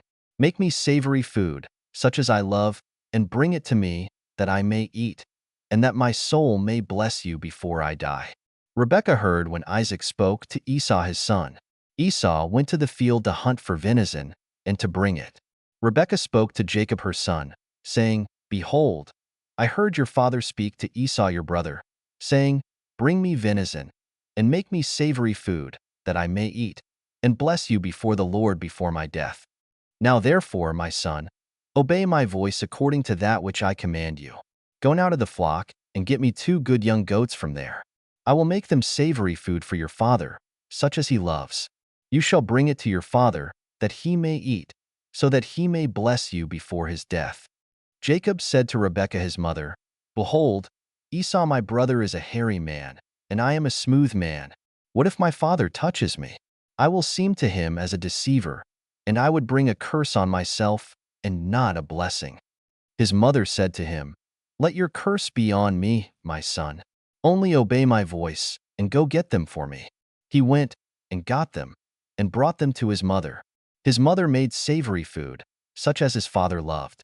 Rebekah took the good clothes of Esau, her elder son, which were with her in the house, and put them on Jacob, her younger son. She put the skins of the young goats on his hands, and on the smooth of his neck. She gave the savory food and the bread, which she had prepared, into the hand of her son Jacob. He came to his father, and said, "My father?" He said, "Here I am." "Who are you, my son?" Jacob said to his father, "I am Esau your firstborn. I have done what you asked me to do. Please arise, sit and eat of my venison, that your soul may bless me." Isaac said to his son, "How is it that you have found it so quickly, my son?" He said, "Because the Lord your God gave me success." Isaac said to Jacob, "Please come near, that I may feel you, my son, whether you are really my son Esau or not." Jacob went near to Isaac his father. He felt him and said, "The voice is Jacob's voice, but the hands are the hands of Esau." He didn't recognize him because his hands were hairy, like his brother Esau's hands. So he blessed him. He said, "Are you really my son Esau?" He said, "I am." He said, "Bring it near to me, and I will eat of my son's venison, that my soul may bless you." He brought it near to him, and he ate. He brought him wine, and he drank. His father Isaac said to him, "Come near now, and kiss me, my son." He came near and kissed him. He smelled the smell of his clothing and blessed him and said, "Behold, the smell of my son is as the smell of a field which the Lord has blessed. God give you of the dew of the sky, of the fatness of the earth, and plenty of grain and new wine. Let people serve you, and nations bow down to you. Be lord over your brothers. Let your mother's sons bow down to you. Cursed be everyone who curses you. Blessed be everyone who blesses you." As soon as Isaac had finished blessing Jacob, and Jacob had just gone out from the presence of Isaac his father, Esau his brother came in from his hunting. He also made savory food and brought it to his father. He said to his father, "Let my father arise and eat of his son's venison, that your soul may bless me." Isaac his father said to him, "Who are you?" He said, "I am your son, your firstborn, Esau." Isaac trembled violently and said, "Who, then, is he who has taken venison and brought it to me, and I have eaten of all before you came, and have blessed him? Yes, he will be blessed." When Esau heard the words of his father, he cried with an exceedingly great and bitter cry, and said to his father, "Bless me, even me also, my father." He said, "Your brother came with deceit, and has taken away your blessing." He said, "Isn't he rightly named Jacob? For he has supplanted me these 2 times. He took away my birthright. See, now he has taken away my blessing." He said, "Haven't you reserved a blessing for me?" Isaac answered Esau, "Behold, I have made him your lord, and all his brothers I have given to him for servants. I have sustained him with grain and new wine. What then will I do for you, my son?" Esau said to his father, "Do you have just one blessing, my father? Bless me, even me also, my father." Esau lifted up his voice and wept. Isaac his father answered him, "Behold, your dwelling will be of the fatness of the earth, and of the dew of the sky from above. You will live by your sword, and you will serve your brother. It will happen, when you will break loose, that you will shake his yoke from off your neck." Esau hated Jacob because of the blessing with which his father blessed him. Esau said in his heart, "The days of mourning for my father are at hand. Then I will kill my brother Jacob." The words of Esau, her elder son, were told to Rebekah. She sent and called Jacob, her younger son, and said to him, "Behold, your brother Esau comforts himself about you by planning to kill you. Now therefore, my son, obey my voice. Arise, flee to Laban, my brother, in Haran. Stay with him a few days until your brother's fury turns away, until your brother's anger turns away from you, and he forgets what you have done to him. Then I will send and get you from there. Why should I be bereaved of you both in one day?" Rebekah said to Isaac, "I am weary of my life because of the daughters of hate. If Jacob takes a wife of the daughters of hate, such as these, of the daughters of the land, what good will my life do me?" Genesis chapter 28. Isaac called Jacob, blessed him, and commanded him, "You shall not take a wife of the daughters of Canaan. Arise, go to Paddan Aram, to the house of Bethuel your mother's father. Take a wife from there from the daughters of Laban, your mother's brother. May God Almighty bless you, and make you fruitful and multiply you, that you may be a company of peoples, and give you the blessing of Abraham, to you and to your offspring with you, that you may inherit the land where you travel, which God gave to Abraham." Isaac sent Jacob away. He went to Paddan Aram to Laban, son of Bethuel the Syrian, the brother of Rebekah, Jacob's and Esau's mother. Now Esau saw that Isaac had blessed Jacob and sent him away to Paddan Aram to take him a wife from there, and that as he blessed him he gave him a command, saying, "You shall not take a wife of the daughters of Canaan." and that Jacob obeyed his father and his mother, and was gone to Paddan Aram. Esau saw that the daughters of Canaan didn't please Isaac, his father. So Esau went to Ishmael and took, in addition to the wives that he had, Mahalath the daughter of Ishmael, Abraham's son, the sister of Nebaioth, to be his wife. Jacob went out from Beersheba and went toward Haran. He came to a certain place and stayed there all night, because the sun had set. He took one of the stones of the place and put it under his head and lay down in that place to sleep. He dreamed and saw a stairway set upon the earth, and its top reached to heaven. Behold, the angels of God were ascending and descending on it. Behold, the Lord stood above it and said, I am the Lord, the God of Abraham your father, and the God of Isaac. I will give the land you lie on to you and to your offspring. Your offspring will be as the dust of the earth, and you will spread abroad to the west, and to the east, and to the north, and to the south. In you and in your offspring, all the families of the earth will be blessed. Behold, I am with you, and will keep you, wherever you go, and will bring you again into this land. For I will not leave you until I have done that which I have spoken of to you. Jacob awakened out of his sleep, and he said, Surely the Lord is in this place, and I didn't know it. He was afraid and said, How awesome this place is! This is none other than God's house, and this is the gate of heaven. Jacob rose up early in the morning and took the stone that he had put under his head and set it up for a pillar and poured oil on its top. He called the name of that place Bethel, but the name of the city was Luz at the first. Jacob vowed a vow, saying, If God will be with me, and will keep me in this way that I go, and will give me bread to eat and clothing to put on, so that I come again to my father's house in peace, and the Lord will be my God, then this stone, which I have set up for a pillar, will be God's house. Of all that you will give me, I will surely give a tenth to you. Genesis chapter 29. Then Jacob went on his journey, and came to the land of the children of the east. He looked and saw a well in the field, and saw 3 flocks of sheep lying there by it. For out of that well they watered the flocks. The stone on the well's mouth was large. There all the flocks were gathered. They rolled the stone from the well's mouth, and watered the sheep, and put the stone back on the well's mouth in its place. Jacob said to them, My relatives, where are you from? They said, We are from Haran. He said to them, Do you know Laban, the son of Nahor? They said, We know him. He said to them, Is it well with him? They said, It is well. See, Rachel, his daughter, is coming with the sheep. He said, Behold, it is still the middle of the day, not time to gather the livestock together. Water the sheep, and go and feed them. They said, We can't, until all the flocks are gathered together, and they roll the stone from the well's mouth. Then we will water the sheep. While he was yet speaking with them, Rachel came with her father's sheep, for she kept them.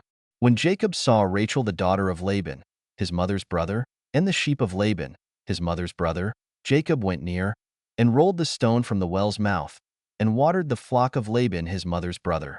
Jacob kissed Rachel, and lifted up his voice, and wept. Jacob told Rachel that he was her father's relative, and that he was Rebekah's son. She ran and told her father. When Laban heard the news of Jacob, his sister's son, he ran to meet Jacob, and embraced him, and kissed him, and brought him to his house. Jacob told Laban all these things. Laban said to him, Surely you are my bone and my flesh.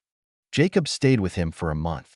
Laban said to Jacob, Because you are my relative, should you therefore serve me for nothing? Tell me, what will your wages be? Laban had 2 daughters. The name of the elder was Leah, and the name of the younger was Rachel. Leah's eyes were weak, but Rachel was beautiful in form and attractive. Jacob loved Rachel. He said, I will serve you 7 years for Rachel, your younger daughter. Laban said, It is better that I give her to you, than that I should give her to another man. Stay with me. Jacob served 7 years for Rachel. They seemed to him but a few days, for the love he had for her. Jacob said to Laban, Give me my wife, for my days are fulfilled, that I may go in to her. Laban gathered together all the men of the place, and made a feast. In the evening, he took Leah his daughter, and brought her to Jacob. He went in to her. Laban gave Zilpah his servant to his daughter Leah for a servant. In the morning, behold, it was Leah. He said to Laban, "What is this you have done to me? Didn't I serve with you for Rachel? Why then have you deceived me?" Laban said, "It is not done so in our place, to give the younger before the firstborn. Fulfill the week of this one, and we will give you the other also for the service which you will serve with me for 7 more years." Jacob did so, and fulfilled her week. He gave him Rachel his daughter as wife.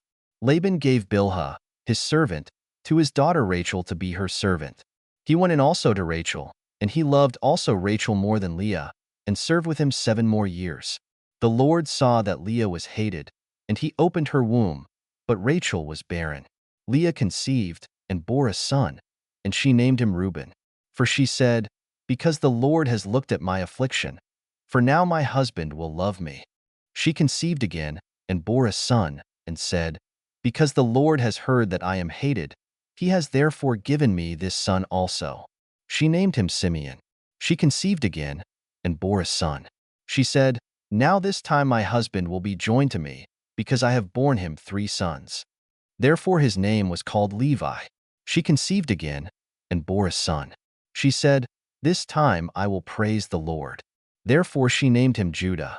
Then she stopped bearing. Genesis chapter 30. When Rachel saw that she bore Jacob no children, Rachel envied her sister. She said to Jacob, "Give me children, or else I will die." Jacob's anger burned against Rachel, and he said, "Am I in God's place, who has withheld from you the fruit of the womb?" She said, "Behold, my maid Bilhah. Go into her, that she may bear on my knees, and I also may obtain children by her." She gave him Bilhah her servant as wife, and Jacob went in to her. Bilhah conceived and bore Jacob a son. Rachel said, "God has judged me, and has also heard my voice, and has given me a son." Therefore she called his name Dan. Bilhah, Rachel's servant, conceived again, and bore Jacob a second son. Rachel said, "I have wrestled with my sister with mighty wrestlings, and have prevailed." She named him Naphtali. When Leah saw that she had finished bearing, she took Zilpah, her servant, and gave her to Jacob as a wife. Zilpah, Leah's servant, bore Jacob a son. Leah said, "How fortunate!" She named him Gad. Zilpah, Leah's servant, bore Jacob a second son. Leah said, "Happy am I, for the daughters will call me happy." She named him Asher. Reuben went in the days of wheat harvest, and found mandrakes in the field, and brought them to his mother, Leah. Then Rachel said to Leah, "Please give me some of your son's mandrakes." Leah said to her, "Is it a small matter that you have taken away my husband? Would you take away my son's mandrakes also?" Rachel said, "Therefore he will lie with you tonight for your son's mandrakes." Jacob came from the field in the evening, and Leah went out to meet him and said, "You must come in to me, for I have surely hired you with my son's mandrakes." He lay with her that night. God listened to Leah, and she conceived, and bore Jacob a 5th son. Leah said, "God has given me my hire, because I gave my servant to my husband." She named him Issachar. Leah conceived again, and bore a 6th son to Jacob. Leah said, "God has endowed me with a good dowry. Now my husband will live with me, because I have borne him 6 sons." She named him Zebulun. Afterwards, she bore a daughter, and named her Dinah. God remembered Rachel, and God listened to her, and opened her womb. She conceived, bore a son. When Rachel had borne Joseph, said, "Jacob God has taken away my reproach. Send me away, she named him Joseph, to my own place, saying, "And to my country, the Lord add another give me my wives and my children for whom I have served you, and let me go, for you know my service with which I have served you." Laban said to him, "If now I have found favor in your eyes, stay here, for I have divined that the Lord has blessed me for your sake."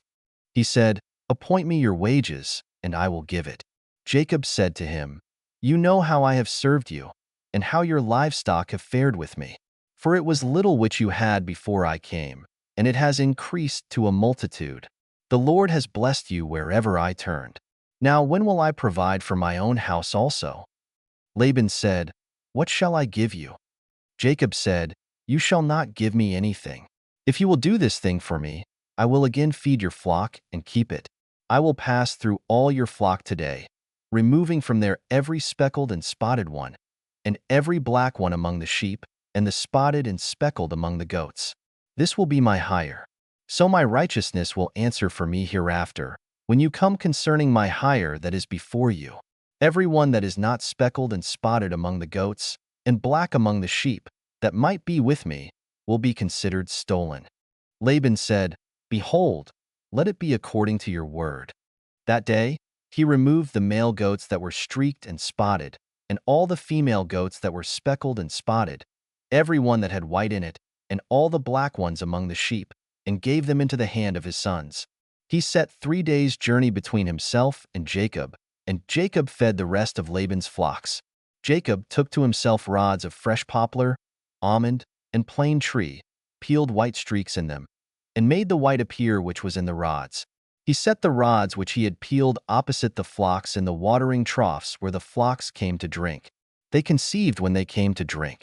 The flocks conceived before the rods, and the flocks produced streaked, speckled, and spotted. Jacob separated the lambs, and set the faces of the flocks toward the streaked and all the black in Laban's flock. He put his own droves apart, and didn't put them into Laban's flock. Whenever the stronger of the flock conceived, Jacob laid the rods in front of the eyes of the flock in the watering troughs, that they might conceive among the rods. But when the flock were feeble, he didn't put them in. So the feebler were Laban's, and the stronger Jacob's. The man increased exceedingly, and had large flocks, female servants and male servants, and camels and donkeys.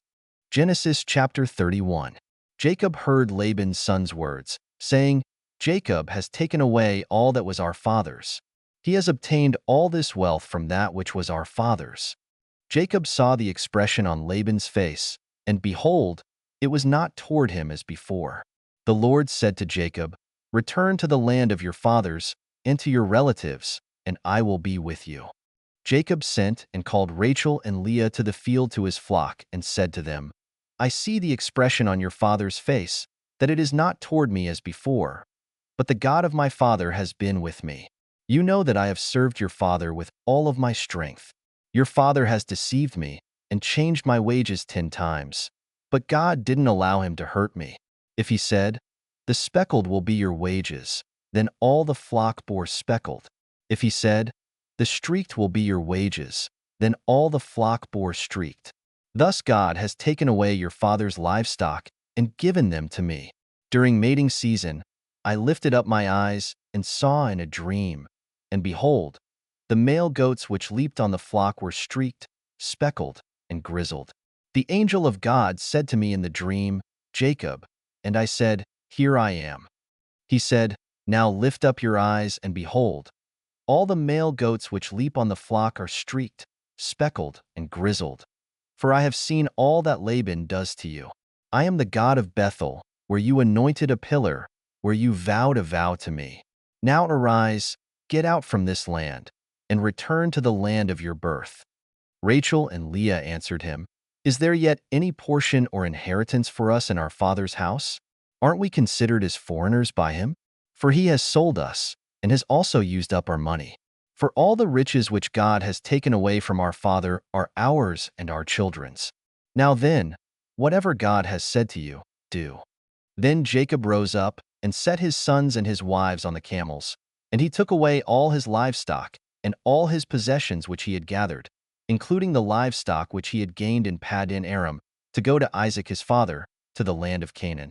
Now Laban had gone to shear his sheep, and Rachel stole the teraphim that were her father's. Jacob deceived Laban the Syrian, in that he didn't tell him that he was running away. So he fled with all that he had. He rose up, passed over the river, and set his face toward the mountain of Gilead. Laban was told on the 3rd day that Jacob had fled. He took his relatives with him and pursued him 7 days' journey. He overtook him in the mountain of Gilead. God came to Laban the Syrian in a dream of the night and said to him, Be careful that you don't speak to Jacob either good or bad. Laban caught up with Jacob. Now Jacob had pitched his tent in the mountain, and Laban with his relatives encamped in the mountain of Gilead. Laban said to Jacob, What have you done, that you have deceived me, and carried away my daughters like captives of the sword? Why did you flee secretly and deceive me and didn't tell me, that I might have sent you away with mirth and with songs, with tambourine and with harp, and didn't allow me to kiss my sons and my daughters? Now have you done foolishly. It is in the power of my hand to hurt you. But the God of your father spoke to me last night, saying, Be careful that you don't speak to Jacob either good or bad. Now, you want to be gone, because you greatly longed for your father's house. But why have you stolen my gods? Jacob answered Laban, Because I was afraid, for I said, Lest you should take your daughters from me by force. Anyone you find your gods with shall not live. Before our relatives, discern what is yours with me, and take it. For Jacob didn't know that Rachel had stolen them. Laban went into Jacob's tent, into Leah's tent, and into the tent of the two female servants, but he didn't find them. He went out of Leah's tent and entered into Rachel's tent. Now Rachel had taken the teraphim, put them in the camel's saddle, and sat on them. Laban felt around all the tent, but didn't find them. She said to her father, Don't let my lord be angry that I can't rise up before you, for I'm having my period. He searched, but didn't find the teraphim. Jacob was angry and argued with Laban. Jacob answered Laban, What is my trespass? What is my sin, that you have hotly pursued me? Now that you have felt around in all my stuff, what have you found of all your household stuff? Set it here before my relatives and your relatives, that they may judge between us two. These 20 years I have been with you. Your ewes and your female goats have not cast their young, and I haven't eaten the rams of your flocks. That which was torn of animals, I didn't bring to you. I bore its loss. Of my hand you required it, whether stolen by day or stolen by night. This was my situation. In the day the drought consumed me, and the frost by night, and my sleep fled from my eyes. These 20 years I have been in your house. I served you 14 years for your 2 daughters, and 6 years for your flock, and you have changed my wages 10 times. Unless the God of my father, the God of Abraham, and the fear of Isaac, had been with me, surely now you would have sent me away empty. God has seen my affliction and the labor of my hands, and rebuked you last night. Laban answered Jacob, The daughters are my daughters, the children are my children, the flocks are my flocks, and all that you see is mine. What can I do today to these my daughters, or to their children whom they have borne? Now come, let's make a covenant, you and I. Let it be for a witness between me and you. Jacob took a stone and set it up for a pillar. Jacob said to his relatives, Gather stones. They took stones and made a heap. They ate there by the heap. Laban called it Jegar Sahadutha, but Jacob called it Galeed. Laban said, This heap is witness between me and you today. Therefore it was named Galeed and Mizpah, for he said, The Lord watch between me and you, when we are absent one from another. If you afflict my daughters, or if you take wives in addition to my daughters, no man is with us. Behold, God is witness between me and you. Laban said to Jacob, See this heap, and see the pillar, which I have set between me and you. May this heap be a witness, and the pillar be a witness, that I will not pass over this heap to you, and that you will not pass over this heap and this pillar to me for harm. The God of Abraham and the God of Nahor, the God of their father, judge between us. Then Jacob swore by the fear of his father, Isaac. Jacob offered a sacrifice in the mountain and called his relatives to eat bread. They ate bread and stayed all night in the mountain. Early in the morning, Laban rose up and kissed his sons and his daughters and blessed them. Laban departed and returned to his place. Genesis chapter 32. Jacob went on his way, and the angels of God met him. When he saw them, Jacob said, This is God's army. He called the name of that place Mahanaim. Jacob sent messengers in front of him to Esau, his brother, to the land of Seir, the field of Edom. He commanded them, saying, This is what you shall tell my lord, Esau. This is what your servant, Jacob, says. I have lived as a foreigner with Laban and stayed until now. I have cattle, donkeys, flocks, male servants, and female servants. I have sent to tell my lord, that I may find favor in your sight. The messengers returned to Jacob, saying, We came to your brother Esau. He is coming to meet you, and 400 men are with him. Then Jacob was greatly afraid and was distressed. He divided the people who were with him, along with the flocks, the herds, and the camels, into 2 companies. He said, If Esau comes to the one company, and strikes it, then the company which is left will escape. Jacob said, God of my father Abraham, and God of my father Isaac, the Lord, who said to me, Return to your country and to your relatives, and I will do you good. I am not worthy of the least of all the loving kindnesses and of all the truth which you have shown to your servant. For with just my staff I crossed over this Jordan, and now I have become two companies. Please deliver me from the hand of my brother, from the hand of Esau. For I fear him, lest he come and strike me and the mothers with the children. You said, I will surely do you good, and make your offspring as the sand of the sea, which can't be counted because there are so many. He stayed there that night, and took from that which he had with him a present for Esau, his brother, 200 female goats and 20 male goats, 200 ewes and 20 rams, 30 milk camels and their colts, 40 cows, 10 bulls, 20 female donkeys, and 10 foals. He delivered them into the hands of his servants, every herd by itself, and said to his servants, Pass over before me, and put a space between herd and herd. He commanded the foremost, saying, When Esau, my brother, meets you and asks you, saying, Whose are you? Where are you going? Whose are these before you? Then you shall say, They are your servant, Jacob's. It is a present sent to my lord, Esau. Behold, he also is behind us. He commanded also the second, and the third, and all that followed the herds, saying, This is how you shall speak to Esau when you find him. You shall say, Not only that, but behold, your servant Jacob is behind us. For, he said, I will appease him with the present that goes before me, and afterward I will see his face. Perhaps he will accept me. So the present passed over before him, and he himself stayed that night in the camp. He rose up that night, and took his 2 wives, and his 2 servants, and his 11 sons, and crossed over the ford of the Jabbok.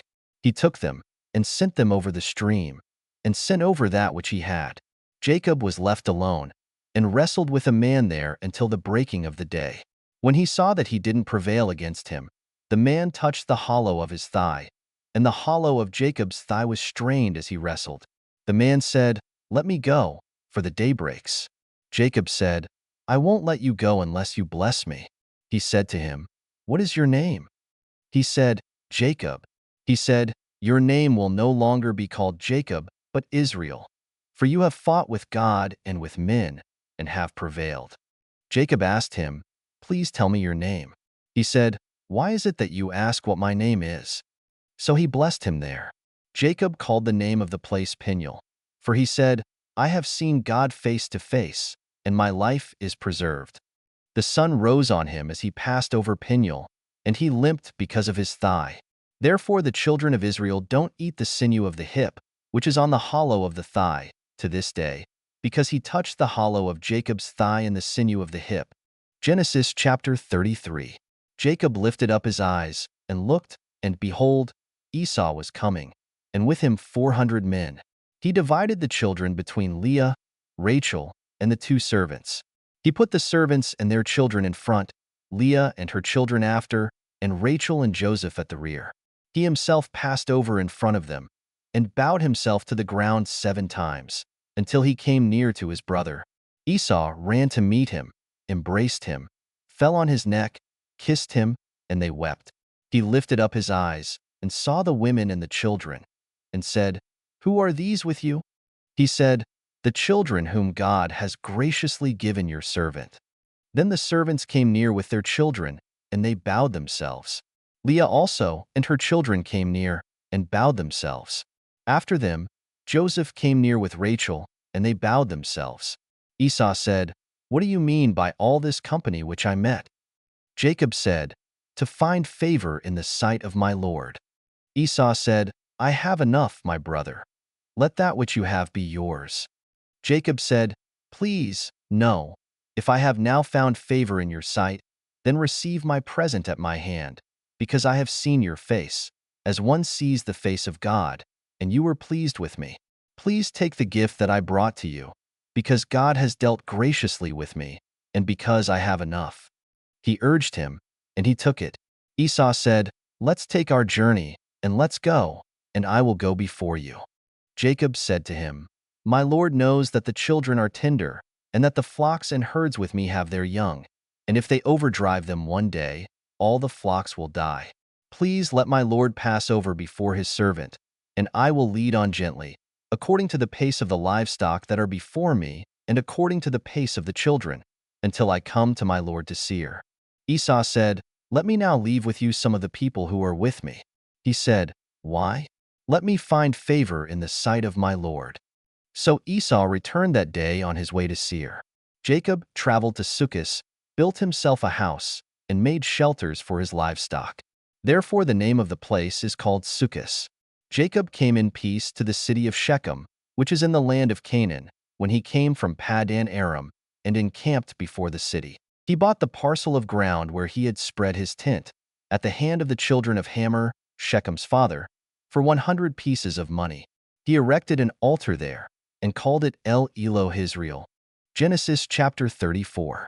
Dinah, the daughter of Leah, whom she bore to Jacob, went out to see the daughters of the land.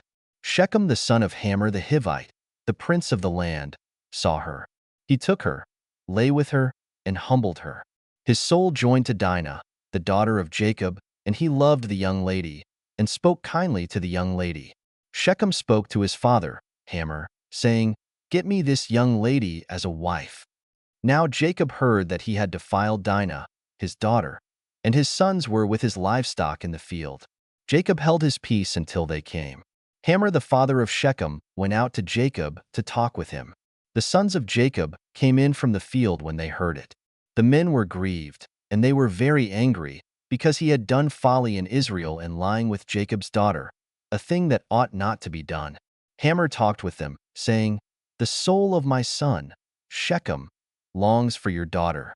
Please give her to him as a wife. Make marriages with us. Give your daughters to us, and take our daughters for yourselves. You shall dwell with us, and the land will be before you. Live and trade in it, and get possessions in it. Shechem said to her father and to her brothers, Let me find favor in your eyes, and whatever you will tell me I will give. Ask me a great amount for a dowry, and I will give whatever you ask of me, but give me the young lady as a wife. The sons of Jacob answered Shechem and Hamor his father with deceit when they spoke, because he had defiled Dinah their sister, and said to them, We can't do this thing, to give our sister to one who is uncircumcised, for that is a reproach to us. Only on this condition will we consent to you. If you will be as we are, that every male of you be circumcised, then will we give our daughters to you. And we will take your daughters to us, and we will dwell with you, and we will become one people. But if you will not listen to us and be circumcised, then we will take our sister, and we will be gone. Their words pleased Hamor and Shechem, Hamor's son. The young man didn't wait to do this thing, because he had delight in Jacob's daughter, and he was honored above all the house of his father. Hamor and Shechem, his son, came to the gate of their city, and talked with the men of their city, saying, These men are peaceful with us. Therefore let them live in the land, and trade in it. For behold, the land is large enough for them. Let's take their daughters to us for wives, and let's give them our daughters. Only on this condition will the men consent to us to live with us, to become one people, if every male among us is circumcised, as they are circumcised. Won't their livestock and their possessions and all their animals be ours? Only let's give our consent to them, and they will dwell with us. All who went out of the gate of his city listened to Hamor and to Shechem his son, and every male was circumcised, all who went out of the gate of his city. On the third day, when they were sore, 2 of Jacob's sons, Simeon and Levi, Dinah's brothers, each took his sword, came upon the unsuspecting city, and killed all the males. They killed Hamor and Shechem, his son, with the edge of the sword, and took Dinah out of Shechem's house, and went away. Jacob's sons came on the dead, and plundered the city, because they had defiled their sister. They took their flocks, their herds, their donkeys, that which was in the city, that which was in the field, and all their wealth. They took captive all their little ones and their wives, and took as plunder everything that was in the house. Jacob said to Simeon and Levi, You have troubled me, to make me odious to the inhabitants of the land, among the Canaanites and the Perizzites. I am few in number. They will gather themselves together against me and strike me, and I will be destroyed, I and my house." They said, "Should he deal with our sister as with a prostitute?" Genesis chapter 35. God said to Jacob, "Arise, go up to Bethel and live there. Make there an altar to God, who appeared to you when you fled from the face of Esau your brother." Then Jacob said to his household and to all who were with him, "Put away the foreign gods that are among you, purify yourselves, and change your garments. Let's arise and go up to Bethel. I will make there an altar to God, who answered me in the day of my distress, and was with me on the way which I went."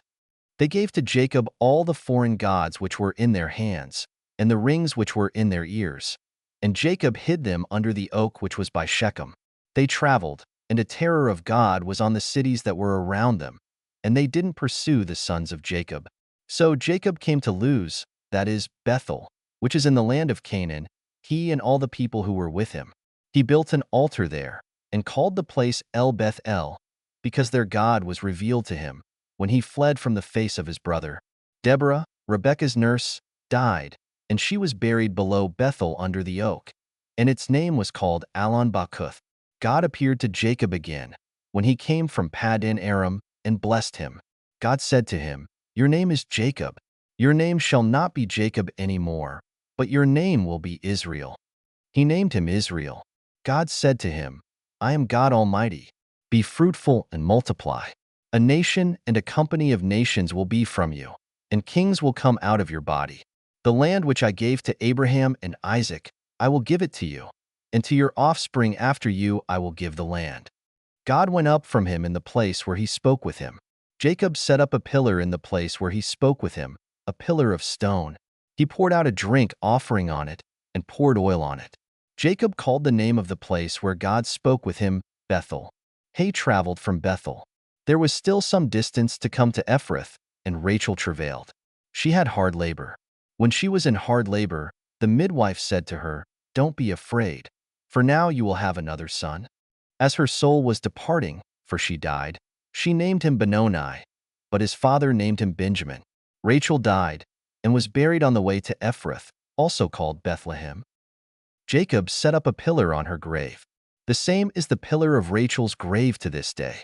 Israel traveled, and spread his tent beyond the Tower of Eder. While Israel lived in that land, Reuben went and lay with Bilhah, his father's concubine, and Israel heard of it. Now the sons of Jacob were 12. The sons of Leah, Reuben, Jacob's firstborn, Simeon, Levi, Judah, Issachar, and Zebulun. The sons of Rachel, Joseph and Benjamin.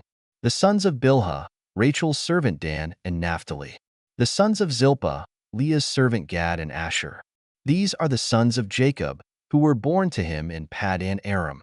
Jacob came to Isaac his father, to Mamre, to Kiriath Arba, which is Hebron, where Abraham and Isaac lived as foreigners. The days of Isaac were 180 years. Isaac gave up the spirit and died, and was gathered to his people, old and full of days. Esau and Jacob, his sons, buried him. Genesis chapter 36. Now this is the history of the generations of Esau, that is, Edom. Esau took his wives from the daughters of Canaan, Adah the daughter of Elon, the Hittite, and Oholibamah the daughter of Anna, the daughter of Zibeon, the Hivite, and Basemath, Ishmael's daughter, sister of Nebaioth. Adah bore to Esau Eliphaz. Basemath bore Ruel. Oholibamah bore Jush, Jalem, and Korah. These are the sons of Esau, who were born to him in the land of Canaan. Esau took his wives, his sons, his daughters, and all the members of his household, with his livestock, all his animals, and all his possessions, which he had gathered in the land of Canaan, and went into a land away from his brother Jacob. For their substance was too great for them to dwell together, and the land of their travels couldn't bear them because of their livestock. Esau lived in the hill country of Seir. Esau is Edom. This is the history of the generations of Esau, the father of the Edomites in the hill country of Seir. These are the names of Esau's sons: Eliphaz, the son of Adah, the wife of Esau, and Ruel, the son of Basemath, the wife of Esau. The sons of Eliphaz were Taman, Omar, Zepho, and Gatam, and Kenaz. Timnah was concubine to Eliphaz, Esau's son, and she bore to Eliphaz Amalek. These are the descendants of Adah, Esau's wife. These are the sons of Ruel, Nahath, Zerah, Shammah, and Mizah. These were the descendants of Basemath, Esau's wife. These were the sons of Oholibamah, the daughter of Anah, the daughter of Zibeon, Esau's wife. She bore to Esau Jush, Jalem, and Korah. These are the chiefs of the sons of Esau. The sons of Eliphaz, the firstborn of Esau: Chief Taman, Chief Omar, Chief Zepho, Chief Kenas, Chief Korah, Chief Gatam, Chief Amalek. These are the chiefs who came of Eliphaz in the land of Edom. These are the sons of Adah. These are the sons of Ruel, Esau's son: Chief Nahath, Chief Zerah, Chief Shammah, Chief Mizah. These are the chiefs who came of Ruel in the land of Edom. These are the sons of Basemath, Esau's wife. These are the sons of Oholibamah, Esau's wife: Chief Jush, Chief Jalem, Chief Korah. These are the chiefs who came of Oholibamah, the daughter of Anah, Esau's wife. These are the sons of Esau, that is, Edom, and these are their chiefs. These are the sons of Seir the Horite, the inhabitants of the land: Lotan, Shobal, Zibeon, Anah, Dishan, Ezer, and Dishon. These are the chiefs who came of the Horites, the children of Seir in the land of Edom. The children of Lotan were Hori and Heman. Lotan's sister was Timnah. These are the children of Shobal: Alvan, Manahath, Ebal, Shepho, and Onam. These are the children of Zibeon: Aiah and Anah. This is Anah who found the hot springs in the wilderness, as he fed the donkeys of Zibeon his father. These are the children of Anah: Dishan and Oholibamah, the daughter of Anah. These are the children of Dishan: Hemdan, Eshban, Ithran, and Cheran. These are the children of Ezer: Bilhan, Zavan, and Akan. These are the children of Dishon: Uzi and Aaron. These are the chiefs who came of the Horites: Chief Lotan, Chief Shobal, Chief Zibeon, Chief Anah, Chief Dishan, Chief Ezer, and Chief Dishon.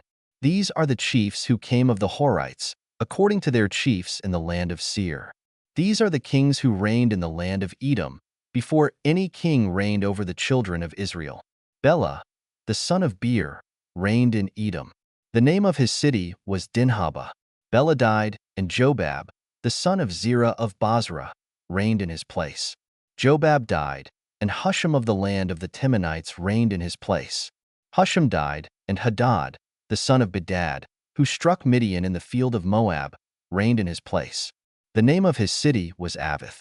Hadad died, and Samlah of Masrekah reigned in his place. Samlah died, and Shaul of Rehoboth by the river reigned in his place. Shaul died, and Baal-Hanan the son of Achbor reigned in his place. Baal-Hanan the son of Achbor died, and Hadar reigned in his place. The name of his city was Pau. His wife's name was Mehetabel, the daughter of Matred, the daughter of Mezahab. These are the names of the chiefs who came from Esau, according to their families, after their places, and by their names: Chief Timnah, Chief Alva, Chief Jetheth, Chief Oholibamah, Chief Elah, Chief Pinion, Chief Kenas, Chief Taman, Chief Mibzar, Chief Magdiel, and Chief Iram. These are the chiefs of Edom, according to their habitations in the land of their possession. This is Esau, the father of the Edomites. Genesis chapter 37. Jacob lived in the land of his father's travels, in the land of Canaan. This is the history of the generations of Jacob. Joseph, being 17 years old, was feeding the flock with his brothers. He was a boy with the sons of Bilhah and Zilpah, his father's wives. Joseph brought an evil report of them to their father. Now Israel loved Joseph more than all his children, because he was the son of his old age, and he made him a tunic of many colors. His brothers saw that their father loved him more than all his brothers, and they hated him and couldn't speak peaceably to him. Joseph dreamed a dream, and he told it to his brothers, and they hated him all the more. He said to them, "Please hear this dream which I have dreamed. For behold, we were binding sheaves in the field, and behold, my sheaf arose and also stood upright, and behold, your sheaves came around and bowed down to my sheaf." His brothers asked him, "Will you indeed reign over us?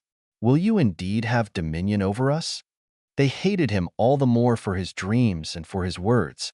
He dreamed yet another dream, and told it to his brothers, and said, "Behold, I have dreamed yet another dream. And behold, the sun and the moon and 11 stars bowed down to me. He told it to his father and to his brothers. His father rebuked him and said to him, What is this dream that you have dreamed? Will I and your mother and your brothers indeed come to bow ourselves down to the earth before you? His brothers envied him, but his father kept this saying in mind. His brothers went to feed their father's flock in Shechem. Israel said to Joseph, Aren't your brothers feeding the flock in Shechem? Come, and I will send you to them. He said to him, Here I am. He said to him, Go now, see whether it is well with your brothers, and well with the flock, and bring me word again. So he sent him out of the valley of Hebron, and he came to Shechem. A certain man found him, and behold, he was wandering in the field. The man asked him, What are you looking for? He said, I am looking for my brothers. Tell me, please, where they are feeding the flock. The man said, They have left here, for I heard them say, Let's go to Dothan. Joseph went after his brothers, and found them in Dothan. They saw him afar off, and before he came near to them, they conspired against him to kill him. They said to one another, Behold, this dreamer comes. Come now therefore, and let's kill him, and cast him into one of the pits, and we will say, An evil animal has devoured him. We will see what will become of his dreams. Reuben heard it, and delivered him out of their hand, and said, Let's not take his life. Reuben said to them, Shed no blood. Throw him into this pit that is in the wilderness, but lay no hand on him, that he might deliver him out of their hand, to restore him to his father. When Joseph came to his brothers, they stripped Joseph of his tunic, the tunic of many colors that was on him, and they took him and threw him into the pit. The pit was empty. There was no water in it. They sat down to eat bread, and they lifted up their eyes and looked, and saw a caravan of Ishmaelites coming from Gilead, with their camels bearing spices and balm and myrrh, going to carry it down to Egypt. Judah said to his brothers, What profit is it if we kill our brother and conceal his blood? Come, and let's sell him to the Ishmaelites, and not let our hand be on him. For he is our brother, our flesh. His brothers listened to him. Midianites who were merchants passed by, and they drew and lifted up Joseph out of the pit, and sold Joseph to the Ishmaelites for 20 pieces of silver. The merchants brought Joseph into Egypt.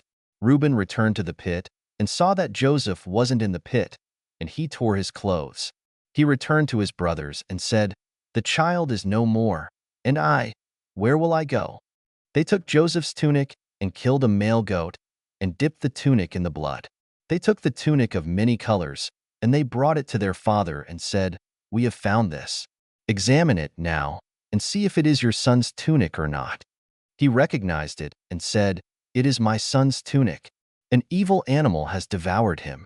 Joseph is without doubt torn in pieces. Jacob tore his clothes and put sackcloth on his waist, and mourned for his son many days. All his sons and all his daughters rose up to comfort him, but he refused to be comforted. He said, For I will go down to Sheol to my son, mourning. His father wept for him. The Midianites sold him into Egypt to Potiphar, an officer of Pharaoh's, the captain of the guard. Genesis chapter 38. At that time, Judah went down from his brothers and visited a certain Adullamite, whose name was Hira. There, Judah saw the daughter of a certain Canaanite man named Shua. He took her and went in to her. She conceived and bore a son, and he named him Er. She conceived again and bore a son, and she named him Onan.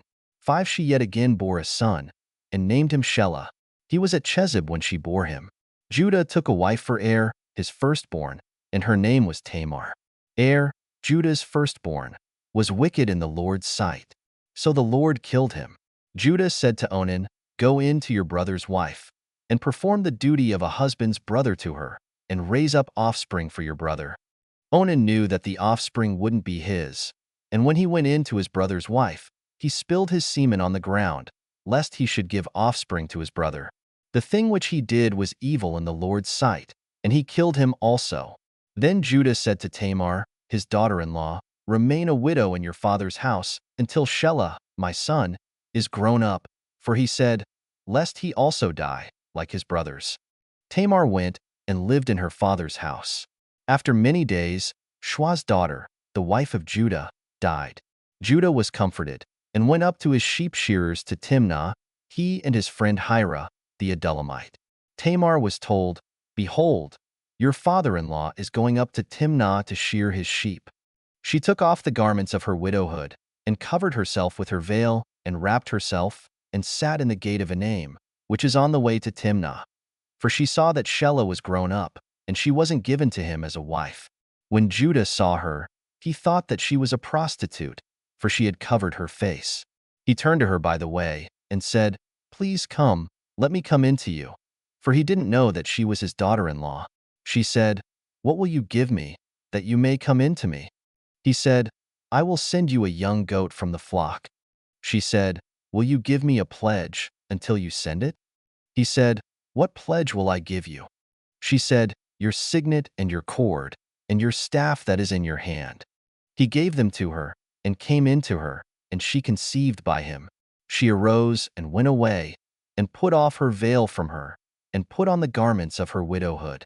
Judah sent the young goat by the hand of his friend, the Adullamite, to receive the pledge from the woman's hand, but he didn't find her. Then he asked the men of her place, saying, "Where is the prostitute that was at Enaim by the road?" They said, "There has been no prostitute here." He returned to Judah and said, "I haven't found her." And also the men of the place said, "There has been no prostitute here." Judah said, "Let her keep it, lest we be shamed. Behold, I sent this young goat, and you haven't found her." About 3 months later, Judah was told, "Tamar, your daughter-in-law, has played the prostitute. Moreover, behold, she is with child by prostitution." Judah said, "Bring her out, and let her be burned." When she was brought out, she sent to her father-in-law, saying, "I am with child by the man who owns these." She also said, "Please discern whose these are, the signet and the cords and the staff." Judah acknowledged them and said, "She is more righteous than I, because I didn't give her to Shelah, my son." He knew her again no more. In the time of her travail, behold, twins were in her womb. When she travailed, one put out a hand, and the midwife took and tied a scarlet thread on his hand, saying, "This came out first." As he drew back his hand, behold, his brother came out, and she said, "Why have you made a breach for yourself?"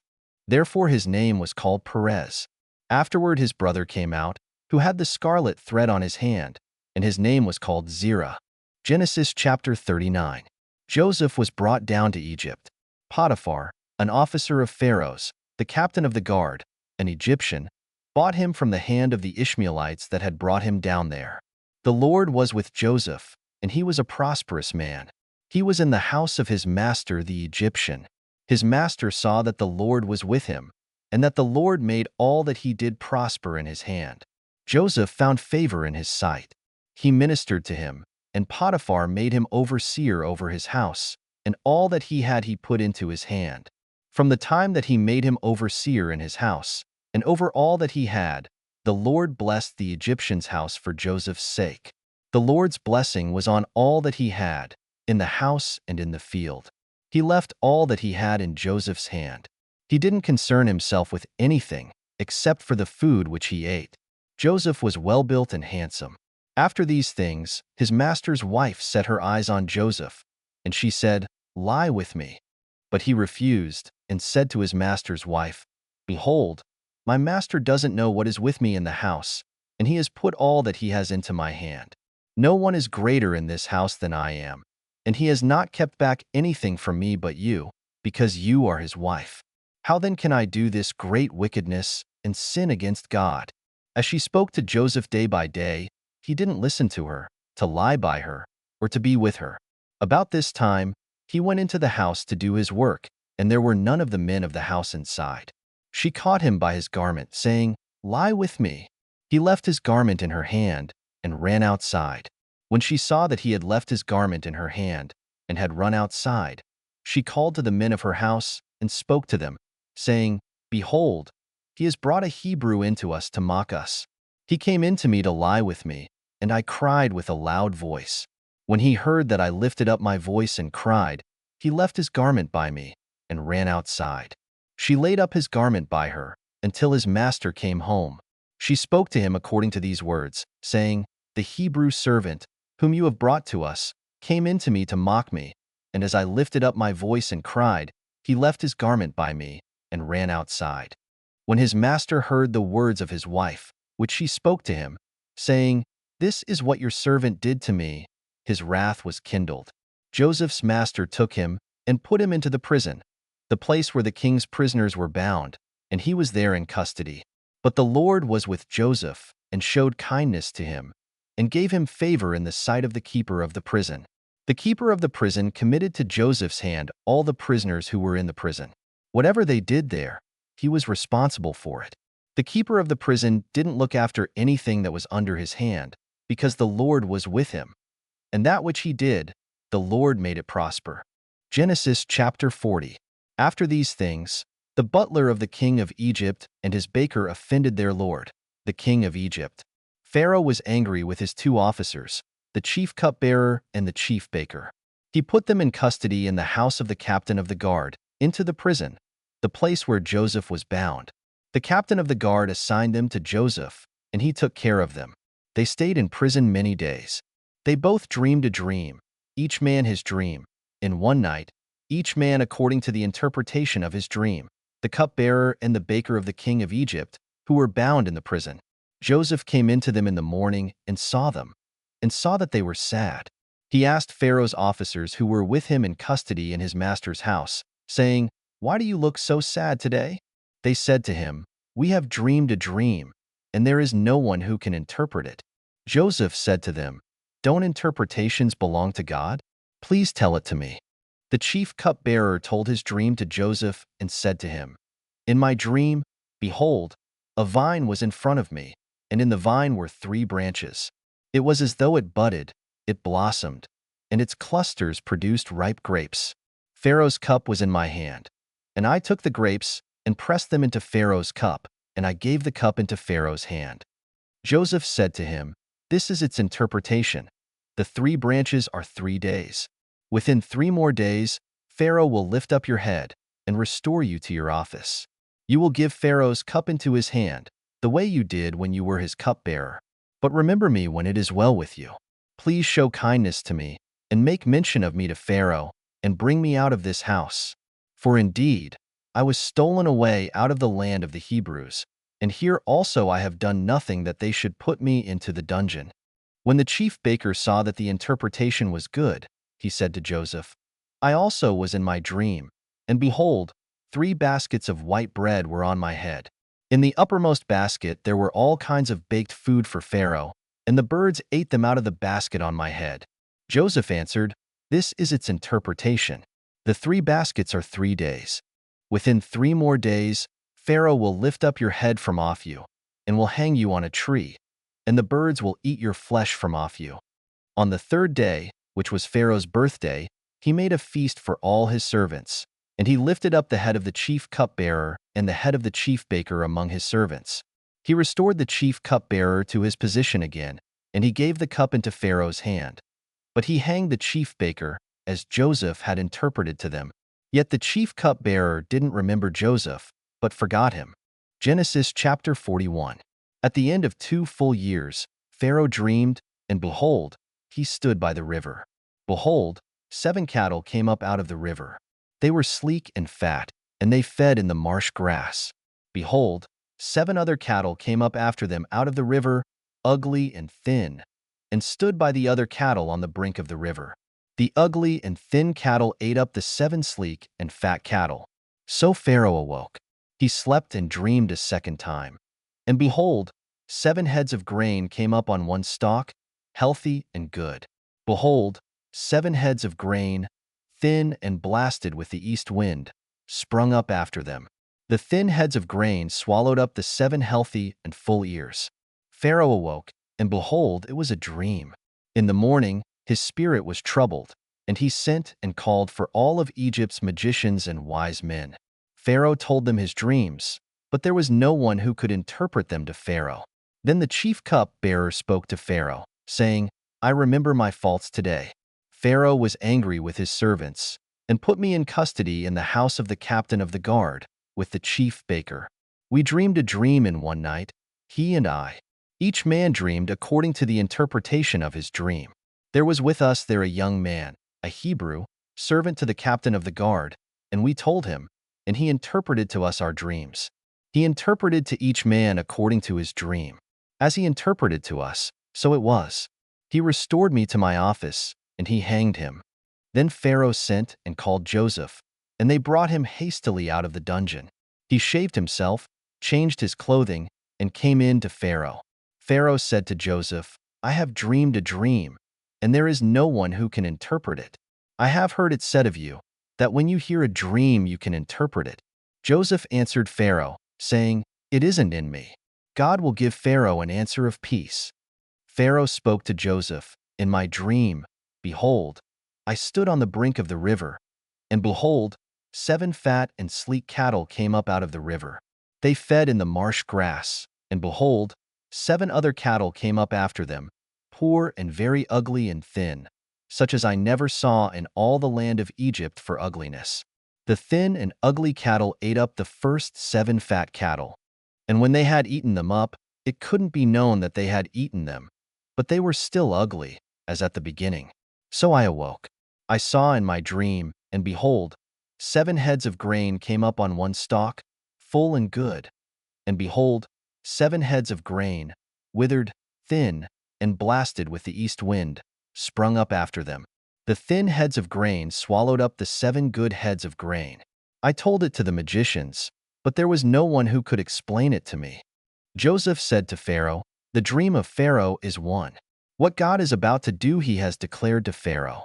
The 7 good cattle are 7 years, and the 7 good heads of grain are 7 years. The dream is one.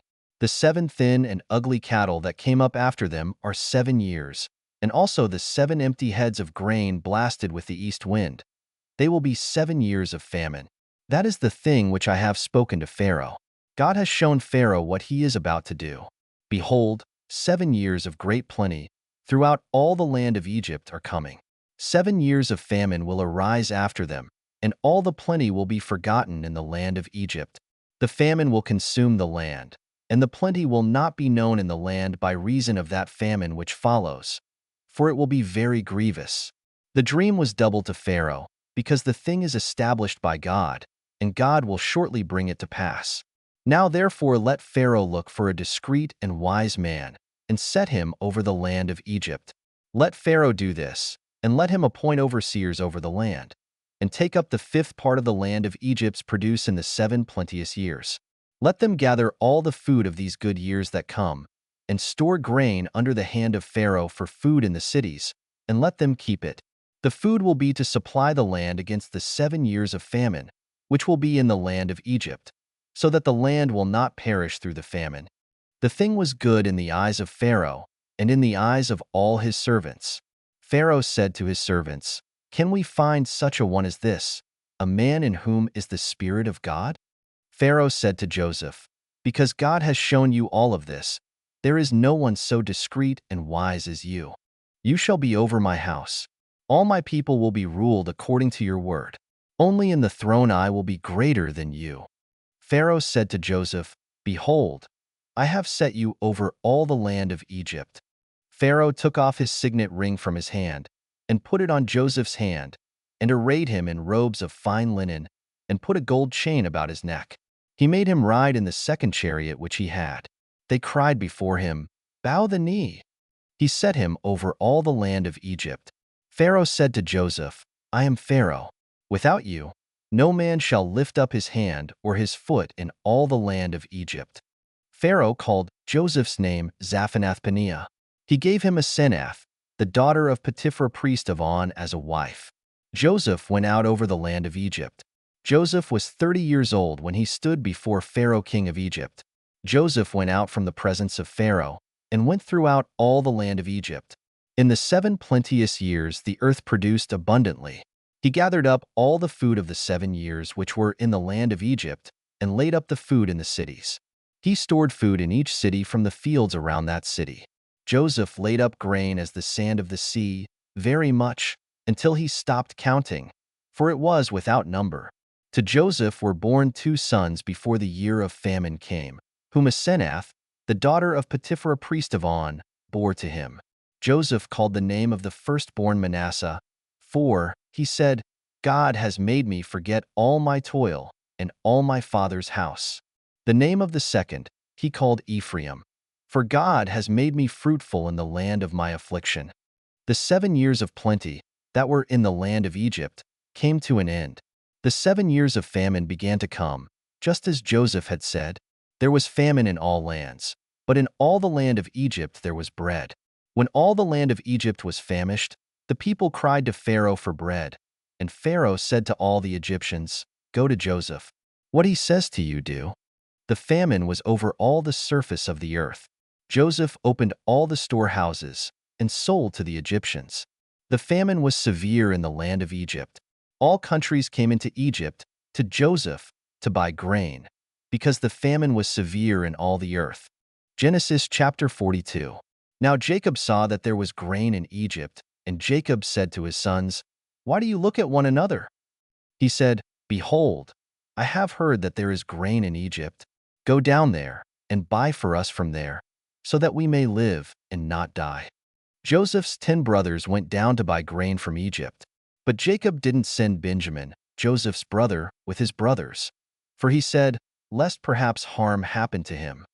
The sons of Israel came to buy among those who came, for the famine was in the land of Canaan. Joseph was the governor over the land. It was he who sold to all the people of the land. Joseph's brothers came and bowed themselves down to him with their faces to the earth. Joseph saw his brothers, and he recognized them, but acted like a stranger to them and spoke roughly with them. He said to them, "Where did you come from?" They said, "From the land of Canaan, to buy food." Joseph recognized his brothers, but they didn't recognize him. Joseph remembered the dreams which he dreamed about them, and said to them, "You are spies. You have come to see the nakedness of the land." They said to him, "No, my lord, but your servants have come to buy food. We are all one man's sons. We are honest men. Your servants are not spies." He said to them, "No, but you have come to see the nakedness of the land." They said, "We, your servants, are 12 brothers, the sons of one man in the land of Canaan. And behold, the youngest is today with our father, and one is no more." Joseph said to them, "It is like I told you, saying, You are spies. By this you shall be tested. By the life of Pharaoh, you shall not go out from here, unless your youngest brother comes here. Send one of you, and let him get your brother, and you shall be bound, that your words may be tested, whether there is truth in you, or else by the life of Pharaoh surely you are spies." He put them all together into custody for 3 days. Joseph said to them the third day, "Do this and live, for I fear God. If you are honest men, then let one of your brothers be bound in your prison. But you go, carry grain for the famine of your houses. Bring your youngest brother to me. So will your words be verified, and you won't die." They did so. They said to one another, "We are certainly guilty concerning our brother, in that we saw the distress of his soul when he begged us, and we wouldn't listen. Therefore this distress has come upon us." Reuben answered them, saying, "Didn't I tell you, saying, Don't sin against the child, and you wouldn't listen? Therefore also, behold, his blood is required." They didn't know that Joseph understood them, for there was an interpreter between them. He turned himself away from them and wept. Then he returned to them and spoke to them, and took Simeon from among them, and bound him before their eyes. Then Joseph gave a command to fill their bags with grain, and to restore each man's money into his sack, and to give them food for the way. So it was done to them. They loaded their donkeys with their grain, and departed from there. As one of them opened his sack to give his donkey food in the lodging place, he saw his money. Behold, it was in the mouth of his sack. He said to his brothers, "My money is restored. Behold, it is in my sack." Their hearts failed them, and they turned trembling to one another, saying, "What is this that God has done to us?" They came to Jacob their father, to the land of Canaan, and told him all that had happened to them, saying, "The man, the lord of the land, spoke roughly with us and took us for spies of the country. We said to him, 'We are honest men. We are no spies. We are 12 brothers, sons of our father. One is no more, and the youngest is today with our father in the land of Canaan. The man, the Lord of the land, said to us, By this I will know that you are honest men. Leave one of your brothers with me, and take grain for the famine of your houses, and go your way. Bring your youngest brother to me. Then I will know that you are not spies, but that you are honest men. So I will deliver your brother to you, and you shall trade in the land. As they emptied their sacks, behold, each man's bundle of money was in his sack. When they and their father saw their bundles of money, they were afraid. Jacob, their father, said to them, You have bereaved me of my children. Joseph is no more, Simeon is no more, and you want to take Benjamin away. All these things are against me. Reuben spoke to his father, saying, Kill my 2 sons, if I don't bring him to you. Entrust him to my care, and I will bring him to you again. He said, My son shall not go down with you, for his brother is dead, and he only is left. If harm happens to him along the way in which you go, then you will bring down my gray hairs with sorrow to Sheol. Genesis chapter 43. The famine was severe in the land. When they had eaten up the grain which they had brought out of Egypt, their father said to them, Go again, buy us a little more food. Judah spoke to him, saying, The man solemnly warned us, saying, You shall not see my face, unless your brother is with you. If you'll send our brother with us, we'll go down and buy you food. But if you don't send him, we won't go down. For the man said to us, You shall not see my face, unless your brother is with you. Israel said, Why did you treat me so badly, telling the man that you had another brother? They said, The man asked directly concerning ourselves, and concerning our relatives, saying, Is your father still alive? Have you another brother? We just answered his questions. Is there any way we could know that he would say, Bring your brother down? Judah said to Israel, his father, Send the boy with me, and we'll get up and go, so that we may live and not die, both we and you, and also our little ones. I'll be collateral for him. From my hand will you require him. If I don't bring him to you and set him before you, then let me bear the blame forever.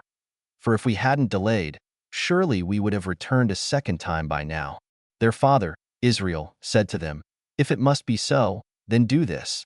Take from the choice fruits of the land in your bags, and carry down a present for the man, a little balm, a little honey, spices and myrrh, nuts and almonds. And take double money in your hand, and take back the money that was returned in the mouth of your sacks. Perhaps it was an oversight. Take your brother also, get up, and return to the man. May God Almighty give you mercy before the man, that he may release to you your other brother and Benjamin. If I am bereaved of my children, I am bereaved. The men took that present, and they took double money in their hand and Benjamin, and got up, went down to Egypt, and stood before Joseph. When Joseph saw Benjamin with them, he said to the steward of his house, Bring the men into the house, and butcher an animal and prepare, for the men will dine with me at noon. The man did as Joseph commanded, and the man brought the men to Joseph's house. The men were afraid, because they were brought to Joseph's house, and they said, Because of the money that was returned in our sacks the first time, we're brought in, that he may seek occasion against us, attack us, and seize us as slaves, along with our donkeys. They came near to the steward of Joseph's house, and they spoke to him at the door of the house and said, Oh, my lord, we indeed came down the first time to buy food. When we came to the lodging place, we opened our sacks, and behold, each man's money was in the mouth of his sack, our money in full weight. We have brought it back in our hand. We have brought down other money in our hand to buy food. We don't know who put our money in our sacks. He said, Peace be to you. Don't be afraid. Your God, and the God of your father, has given you treasure in your sacks. I received your money. He brought Simeon out to them. The man brought the men into Joseph's house, and gave them water, and they washed their feet. He gave their donkeys fodder. They prepared the present for Joseph's coming at noon, for they heard that they should eat bread there. When Joseph came home, they brought him the present which was in their hand into the house, and bowed themselves down to the earth before him. He asked them of their welfare, and said, Is your father well, the old man of whom you spoke? Is he yet alive? They said, Your servant, our father, is well. He is still alive. They bowed down humbly. He lifted up his eyes and saw Benjamin, his brother, his mother's son, and said, "Is this your youngest brother, of whom you spoke to me?" He said, "God be gracious to you, my son." Joseph hurried, for his heart yearned over his brother, and he sought a place to weep. He entered into his room and wept there. He washed his face and came out. He controlled himself and said, "Serve the meal." They served him by himself, and them by themselves, and the Egyptians who ate with him by themselves, because the Egyptians don't eat with the Hebrews, for that is an abomination to the Egyptians. They sat before him, the firstborn according to his birthright, and the youngest according to his youth, and the men marveled with one another. He sent portions to them from before him, but Benjamin's portion was 5 times as much as any of theirs. They drank and were merry with him. Genesis chapter 44. He commanded the steward of his house, saying, "Fill the men's sacks with food, as much as they can carry, and put each man's money in his sack's mouth. Put my cup, the silver cup, in the sack's mouth of the youngest, with his grain money." He did according to the word that Joseph had spoken. As soon as the morning was light, the men were sent away, they and their donkeys.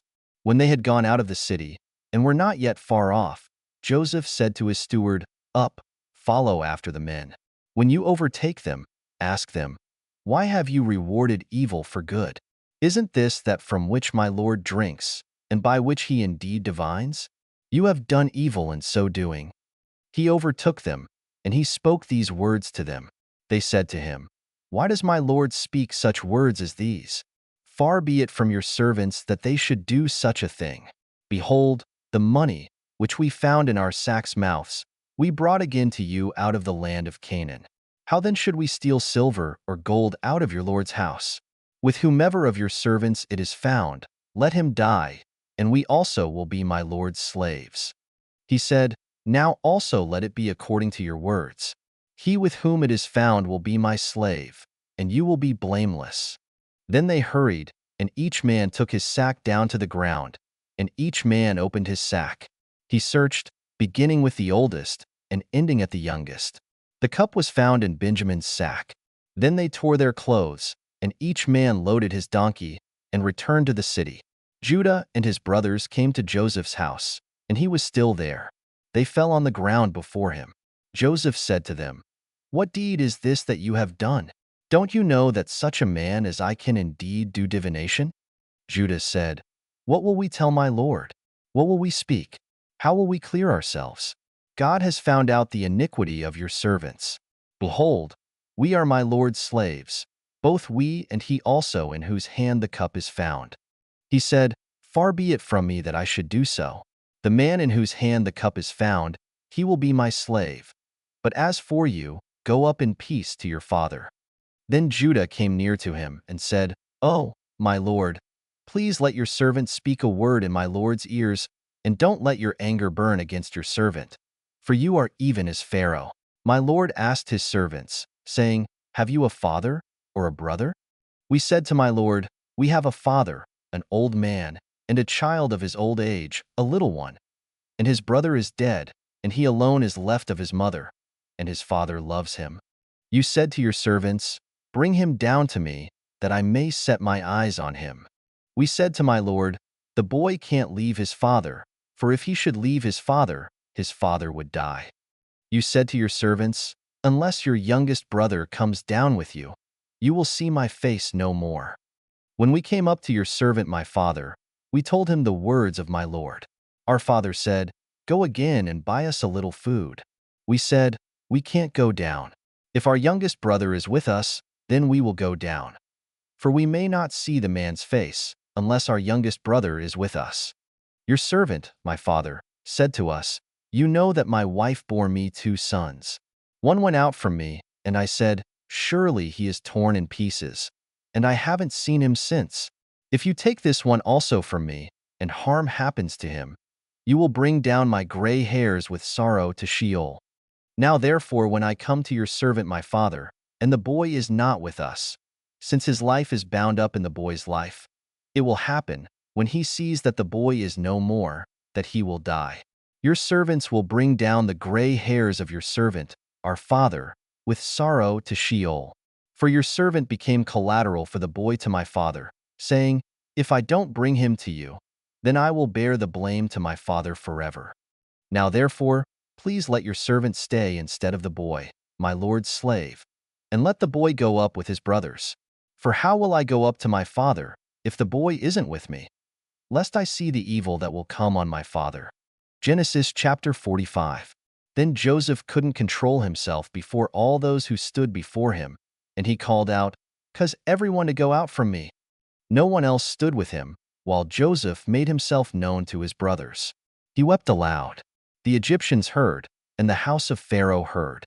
Joseph said to his brothers, "I am Joseph. Does my father still live?" His brothers couldn't answer him, for they were terrified at his presence. Joseph said to his brothers, "Come near to me, please." They came near. He said, "I am Joseph, your brother, whom you sold into Egypt. Now don't be grieved, nor angry with yourselves, that you sold me here. For God sent me before you to preserve life. For these 2 years the famine has been in the land, and there are yet 5 years, in which there will be no plowing and no harvest. God sent me before you to preserve for you a remnant in the earth, and to save you alive by a great deliverance.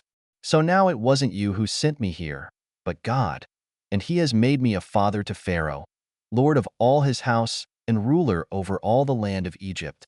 Hurry and go up to my father and tell him, 'This is what your son Joseph says, God has made me lord of all Egypt. Come down to me. Don't wait.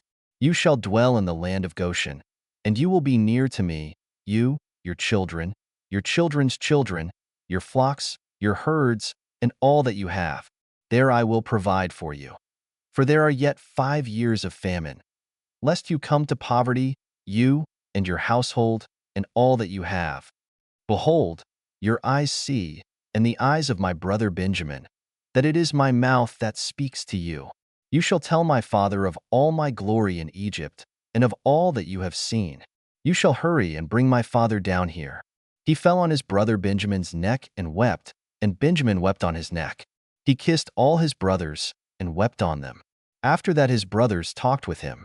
The report of it was heard in Pharaoh's house, saying, "Joseph's brothers have come."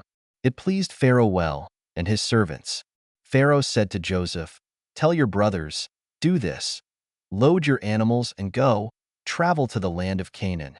Take your father and your households, and come to me, and I will give you the good of the land of Egypt, and you will eat the fat of the land. Now you are commanded to do this. Take wagons out of the land of Egypt for your little ones, and for your wives, and bring your father, and come.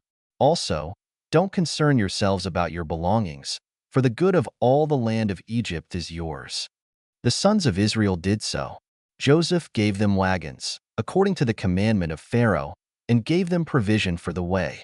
He gave each one of them changes of clothing, but to Benjamin he gave 300 pieces of silver and 5 changes of clothing. He sent the following to his father: 10 donkeys loaded with the good things of Egypt, and 10 female donkeys loaded with grain and bread and provision for his father by the way. So he sent his brothers away, and they departed. He said to them, "See that you don't quarrel on the way." They went up out of Egypt, and came into the land of Canaan, to Jacob their father.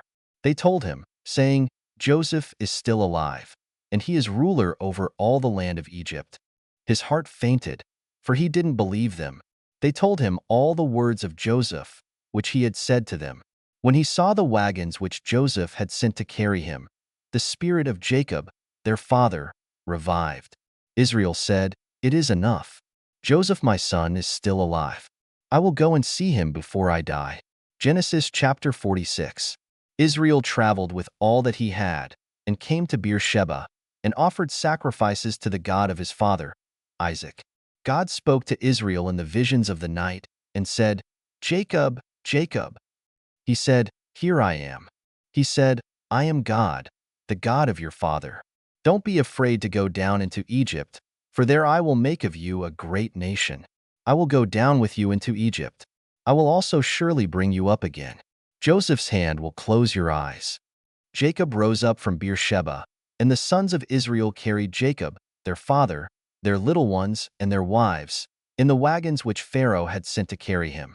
They took their livestock and their goods, which they had gotten in the land of Canaan, and came into Egypt, Jacob and all his offspring with him, his sons and his sons' sons with him, his daughters and his sons' daughters, and he brought all his offspring with him into Egypt. These are the names of the children of Israel, who came into Egypt, Jacob and his sons. Reuben, Jacob's firstborn. The sons of Reuben: Hanok, Palu, Hezron, and Carmi. The sons of Simeon: Jemuel, Jamin, Ohad, Jachin, Zohar, and Shaul the son of a Canaanite woman. The sons of Levi: Gershon, Kohath, and Merari. The sons of Judah: Er, Onan, Shelah, Perez, and Zerah. But Er and Onan died in the land of Canaan. The sons of Perez were Hezron and Hamel. The sons of Issachar: Tola, Puvah, Iab, and Shimron. The sons of Zebulun: Sered, Elon, and Yaliel. These are the sons of Leah, whom she bore to Jacob in Paddan Aram, with his daughter Dinah. All the souls of his sons and his daughters were 33. The sons of Gad: Ziphion, Haggi, Shuni, Esben, Eri, Arodi, and Areli. The sons of Asher: Imnah, Ishva, Ishvi, Beriah, and Sarah their sister. The sons of Beriah: Heber and Malchiel. These are the sons of Zilpah, whom Laban gave to Leah, his daughter, and these she bore to Jacob, even 16 souls. The sons of Rachel, Jacob's wife: Joseph and Benjamin. To Joseph in the land of Egypt were born Manasseh and Ephraim, whom Asenath, the daughter of Potipharah, priest of On, bore to him. The sons of Benjamin: Bela, Becher, Ashbel, Gera, Naaman, Ahi, Rosh, Muppim, Huppim, and Ard. These are the sons of Rachel, who were born to Jacob. All the souls were 14. The son of Dan: Hushim. The sons of Naphtali: Jaziel, Guni, Jezer, and Shillem. These are the sons of Bilhah, whom Laban gave to Rachel, his daughter, and these she bore to Jacob. All the souls were 7.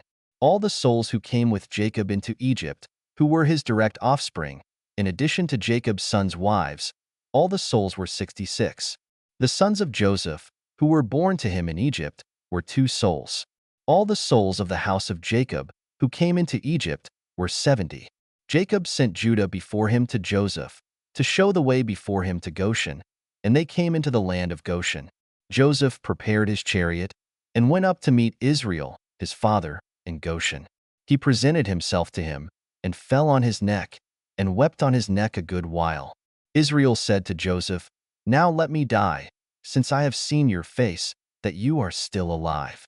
Joseph said to his brothers and to his father's house, "I will go up and speak with Pharaoh and will tell him, 'My brothers and my father's house, who were in the land of Canaan, have come to me. These men are shepherds, for they have been keepers of livestock, and they have brought their flocks and their herds and all that they have.' It will happen, when Pharaoh summons you and will say, 'What is your occupation?' that you shall say, 'Your servants have been keepers of livestock from our youth even until now, both we and our fathers,' that you may dwell in the land of Goshen. For every shepherd is an abomination to the Egyptians." Genesis chapter 47. Then Joseph went in and told Pharaoh and said, "My father and my brothers, with their flocks, their herds, and all that they own, have come out of the land of Canaan, and behold, they are in the land of Goshen." From among his brothers he took 5 men and presented them to Pharaoh. Pharaoh said to his brothers, "What is your occupation?" They said to Pharaoh, "Your servants are shepherds, both we and our fathers." They also said to Pharaoh, "We have come to live as foreigners in the land, for there is no pasture for your servants' flocks, for the famine is severe in the land of Canaan. Now therefore, please let your servants dwell in the land of Goshen." Pharaoh spoke to Joseph, saying, "Your father and your brothers have come to you. The land of Egypt is before you. Make your father and your brothers dwell in the best of the land. Let them dwell in the land of Goshen. If you know any able men among them, then put them in charge of my livestock." Joseph brought in Jacob, his father, and set him before Pharaoh, and Jacob blessed Pharaoh. Pharaoh said to Jacob, "How old are you?" Jacob said to Pharaoh, "The years of my pilgrimage are 130 years. The days of the years of my life have been few and evil. They have not attained to the days of the years of the life of my fathers in the days of their pilgrimage. Jacob blessed Pharaoh and went out from the presence of Pharaoh. Joseph placed his father and his brothers and gave them a possession in the land of Egypt, in the best of the land, in the land of Ramesses, as Pharaoh had commanded. Joseph provided his father, his brothers, and all of his father's household with bread, according to the sizes of their families. There was no bread in all the land, for the famine was very severe, so that the land of Egypt and the land of Canaan fainted by reason of the famine. Joseph gathered up all the money that was found in the land of Egypt and in the land of Canaan for the grain which they bought, and Joseph brought the money into Pharaoh's house. When the money was all spent in the land of Egypt and in the land of Canaan, all the Egyptians came to Joseph and said, "Give us bread, for why should we die in your presence? For our money fails." Joseph said, "Give me your livestock, and I will give you food for your livestock if your money is gone." They brought their livestock to Joseph, and Joseph gave them bread in exchange for the horses, and for the flocks, and for the herds, and for the donkeys. And he fed them with bread in exchange for all their livestock for that year. When that year was ended, they came to him the second year, and said to him, "We will not hide from my lord how our money is all spent, and the herds of livestock are my lord's. There is nothing left in the sight of my lord, but our bodies and our lands. Why should we die before your eyes, both we and our land? Buy us and our land for bread, and we and our land will be servants to Pharaoh. Give us seed, that we may live and not die, and that the land won't be desolate." So Joseph bought all the land of Egypt for Pharaoh, for every man of the Egyptians sold his field, because the famine was severe on them, and the land became Pharaoh's. As for the people, he moved them to the cities from one end of the border of Egypt even to the other end of it. Only he didn't buy the land of the priests, for the priests had a portion from Pharaoh, and ate their portion which Pharaoh gave them. That is why they didn't sell their land. Then Joseph said to the people, "Behold, I have bought you and your land today for Pharaoh. Behold, here is seed for you, and you shall sow the land. It will happen at the harvests, that you shall give a fifth to Pharaoh, and 4 parts will be your own, for seed of the field, for your food, for them of your households, and for food for your little ones." They said, "You have saved our lives. Let us find favor in the sight of my lord, and we will be Pharaoh's servants." Joseph made it a statute concerning the land of Egypt to this day, that Pharaoh should have the fifth. Only the land of the priests alone didn't become Pharaoh's. Israel lived in the land of Egypt, in the land of Goshen, and they got themselves possessions therein, and were fruitful, and multiplied exceedingly. Jacob lived in the land of Egypt 17 years. So the days of Jacob, the years of his life, were 147 years. The time came near that Israel must die, and he called his son Joseph and said to him, "If now I have found favor in your sight, please put your hand under my thigh and deal kindly and truly with me. Please don't bury me in Egypt, but when I sleep with my fathers, you shall carry me out of Egypt and bury me in their burying place." Joseph said, "I will do as you have said." Israel said, "Swear to me." And he swore to him. Then Israel bowed himself on the bed's head. Genesis chapter 48. After these things, someone said to Joseph, "Behold, your father is sick." He took with him his 2 sons, Manasseh and Ephraim. Someone told Jacob and said, "Behold, your son Joseph comes to you." And Israel strengthened himself and sat on the bed.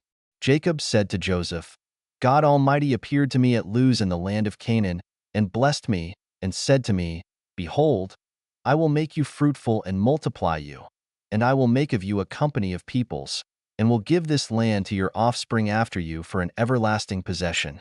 Now your 2 sons, who were born to you in the land of Egypt before I came to you into Egypt, are mine, Ephraim and Manasseh, even as Reuben and Simeon will be mine. Your offspring, whom you become the father of after them, will be yours. They will be called after the name of their brothers in their inheritance. As for me, when I came from Paddan, Rachel died beside me in the land of Canaan on the way, when there was still some distance to come to Ephrath, and I buried her there on the way to Ephrath, also called Bethlehem." Israel saw Joseph's sons and said, "Who are these?" Joseph said to his father, "They are my sons, whom God has given me here." He said, "Please bring them to me, and I will bless them." Now the eyes of Israel were dim for age, so that he couldn't see well. Joseph brought them near to him, and he kissed them and embraced them. Israel said to Joseph, "I didn't think I would see your face, and behold, God has let me see your offspring also." Joseph brought them out from between his knees, and he bowed himself with his face to the earth. Joseph took them both, Ephraim in his right hand toward Israel's left hand, and Manasseh in his left hand toward Israel's right hand, and brought them near to him.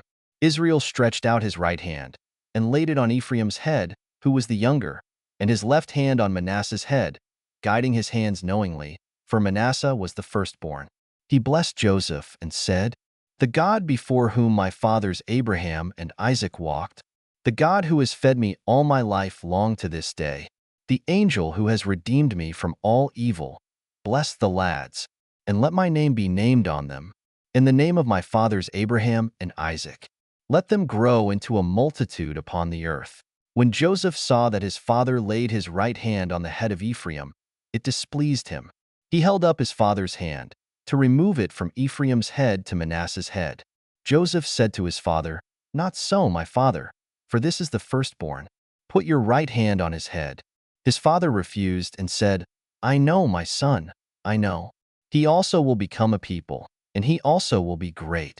However, his younger brother will be greater than he, and his offspring will become a multitude of nations." He blessed them that day, saying, "Israel will bless in your name," saying, "God make you as Ephraim and as Manasseh." He set Ephraim before Manasseh. Israel said to Joseph, "Behold, I am dying, but God will be with you, and bring you again to the land of your fathers. Moreover, I have given to you one portion above your brothers, which I took out of the hand of the Amorite with my sword and with my bow." Genesis chapter 49.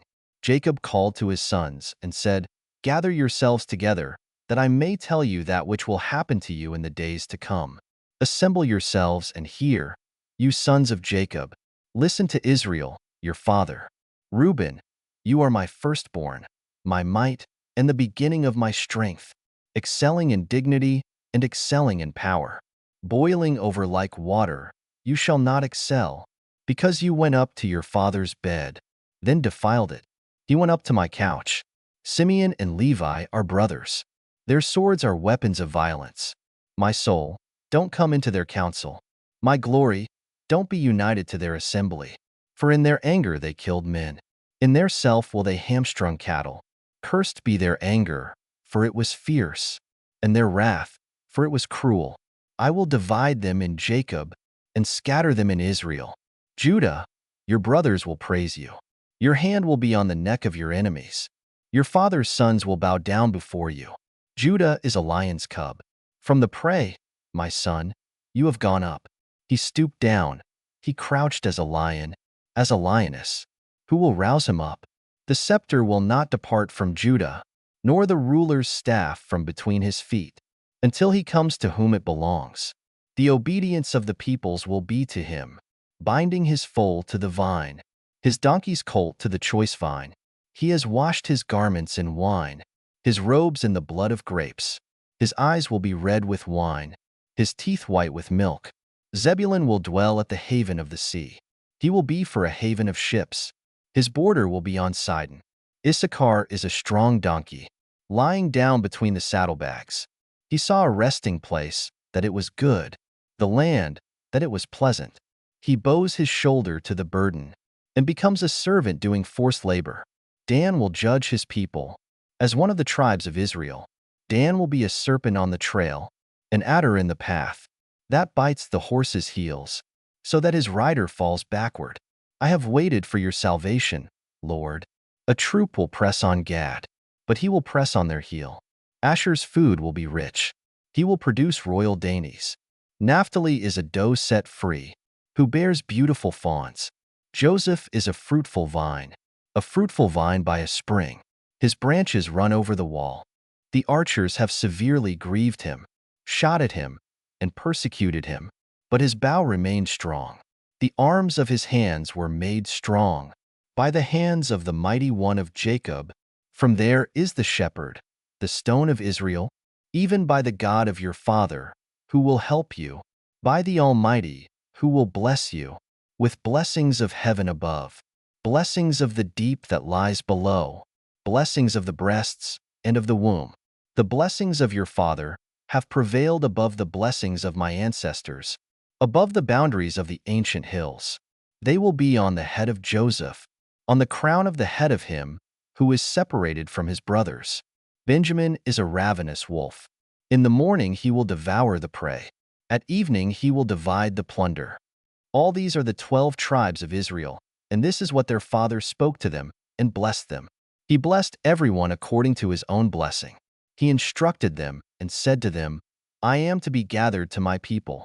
Bury me with my fathers in the cave that is in the field of Ephron the Hittite, in the cave that is in the field of Machpelah, which is before Mamre, in the land of Canaan, which Abraham bought with the field from Ephron the Hittite as a burial place. There they buried Abraham and Sarah, his wife. There they buried Isaac and Rebekah, his wife, and there I buried Leah. The field and the cave that is therein, which was purchased from the children of Heth.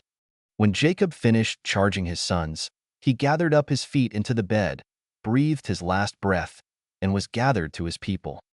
Genesis chapter 50. Joseph fell on his father's face, wept on him, and kissed him. Joseph commanded his servants, the physicians, to embalm his father, and the physicians embalmed Israel. 40 days were used for him, for that is how many days it takes to embalm. The Egyptians wept for Israel for 70 days.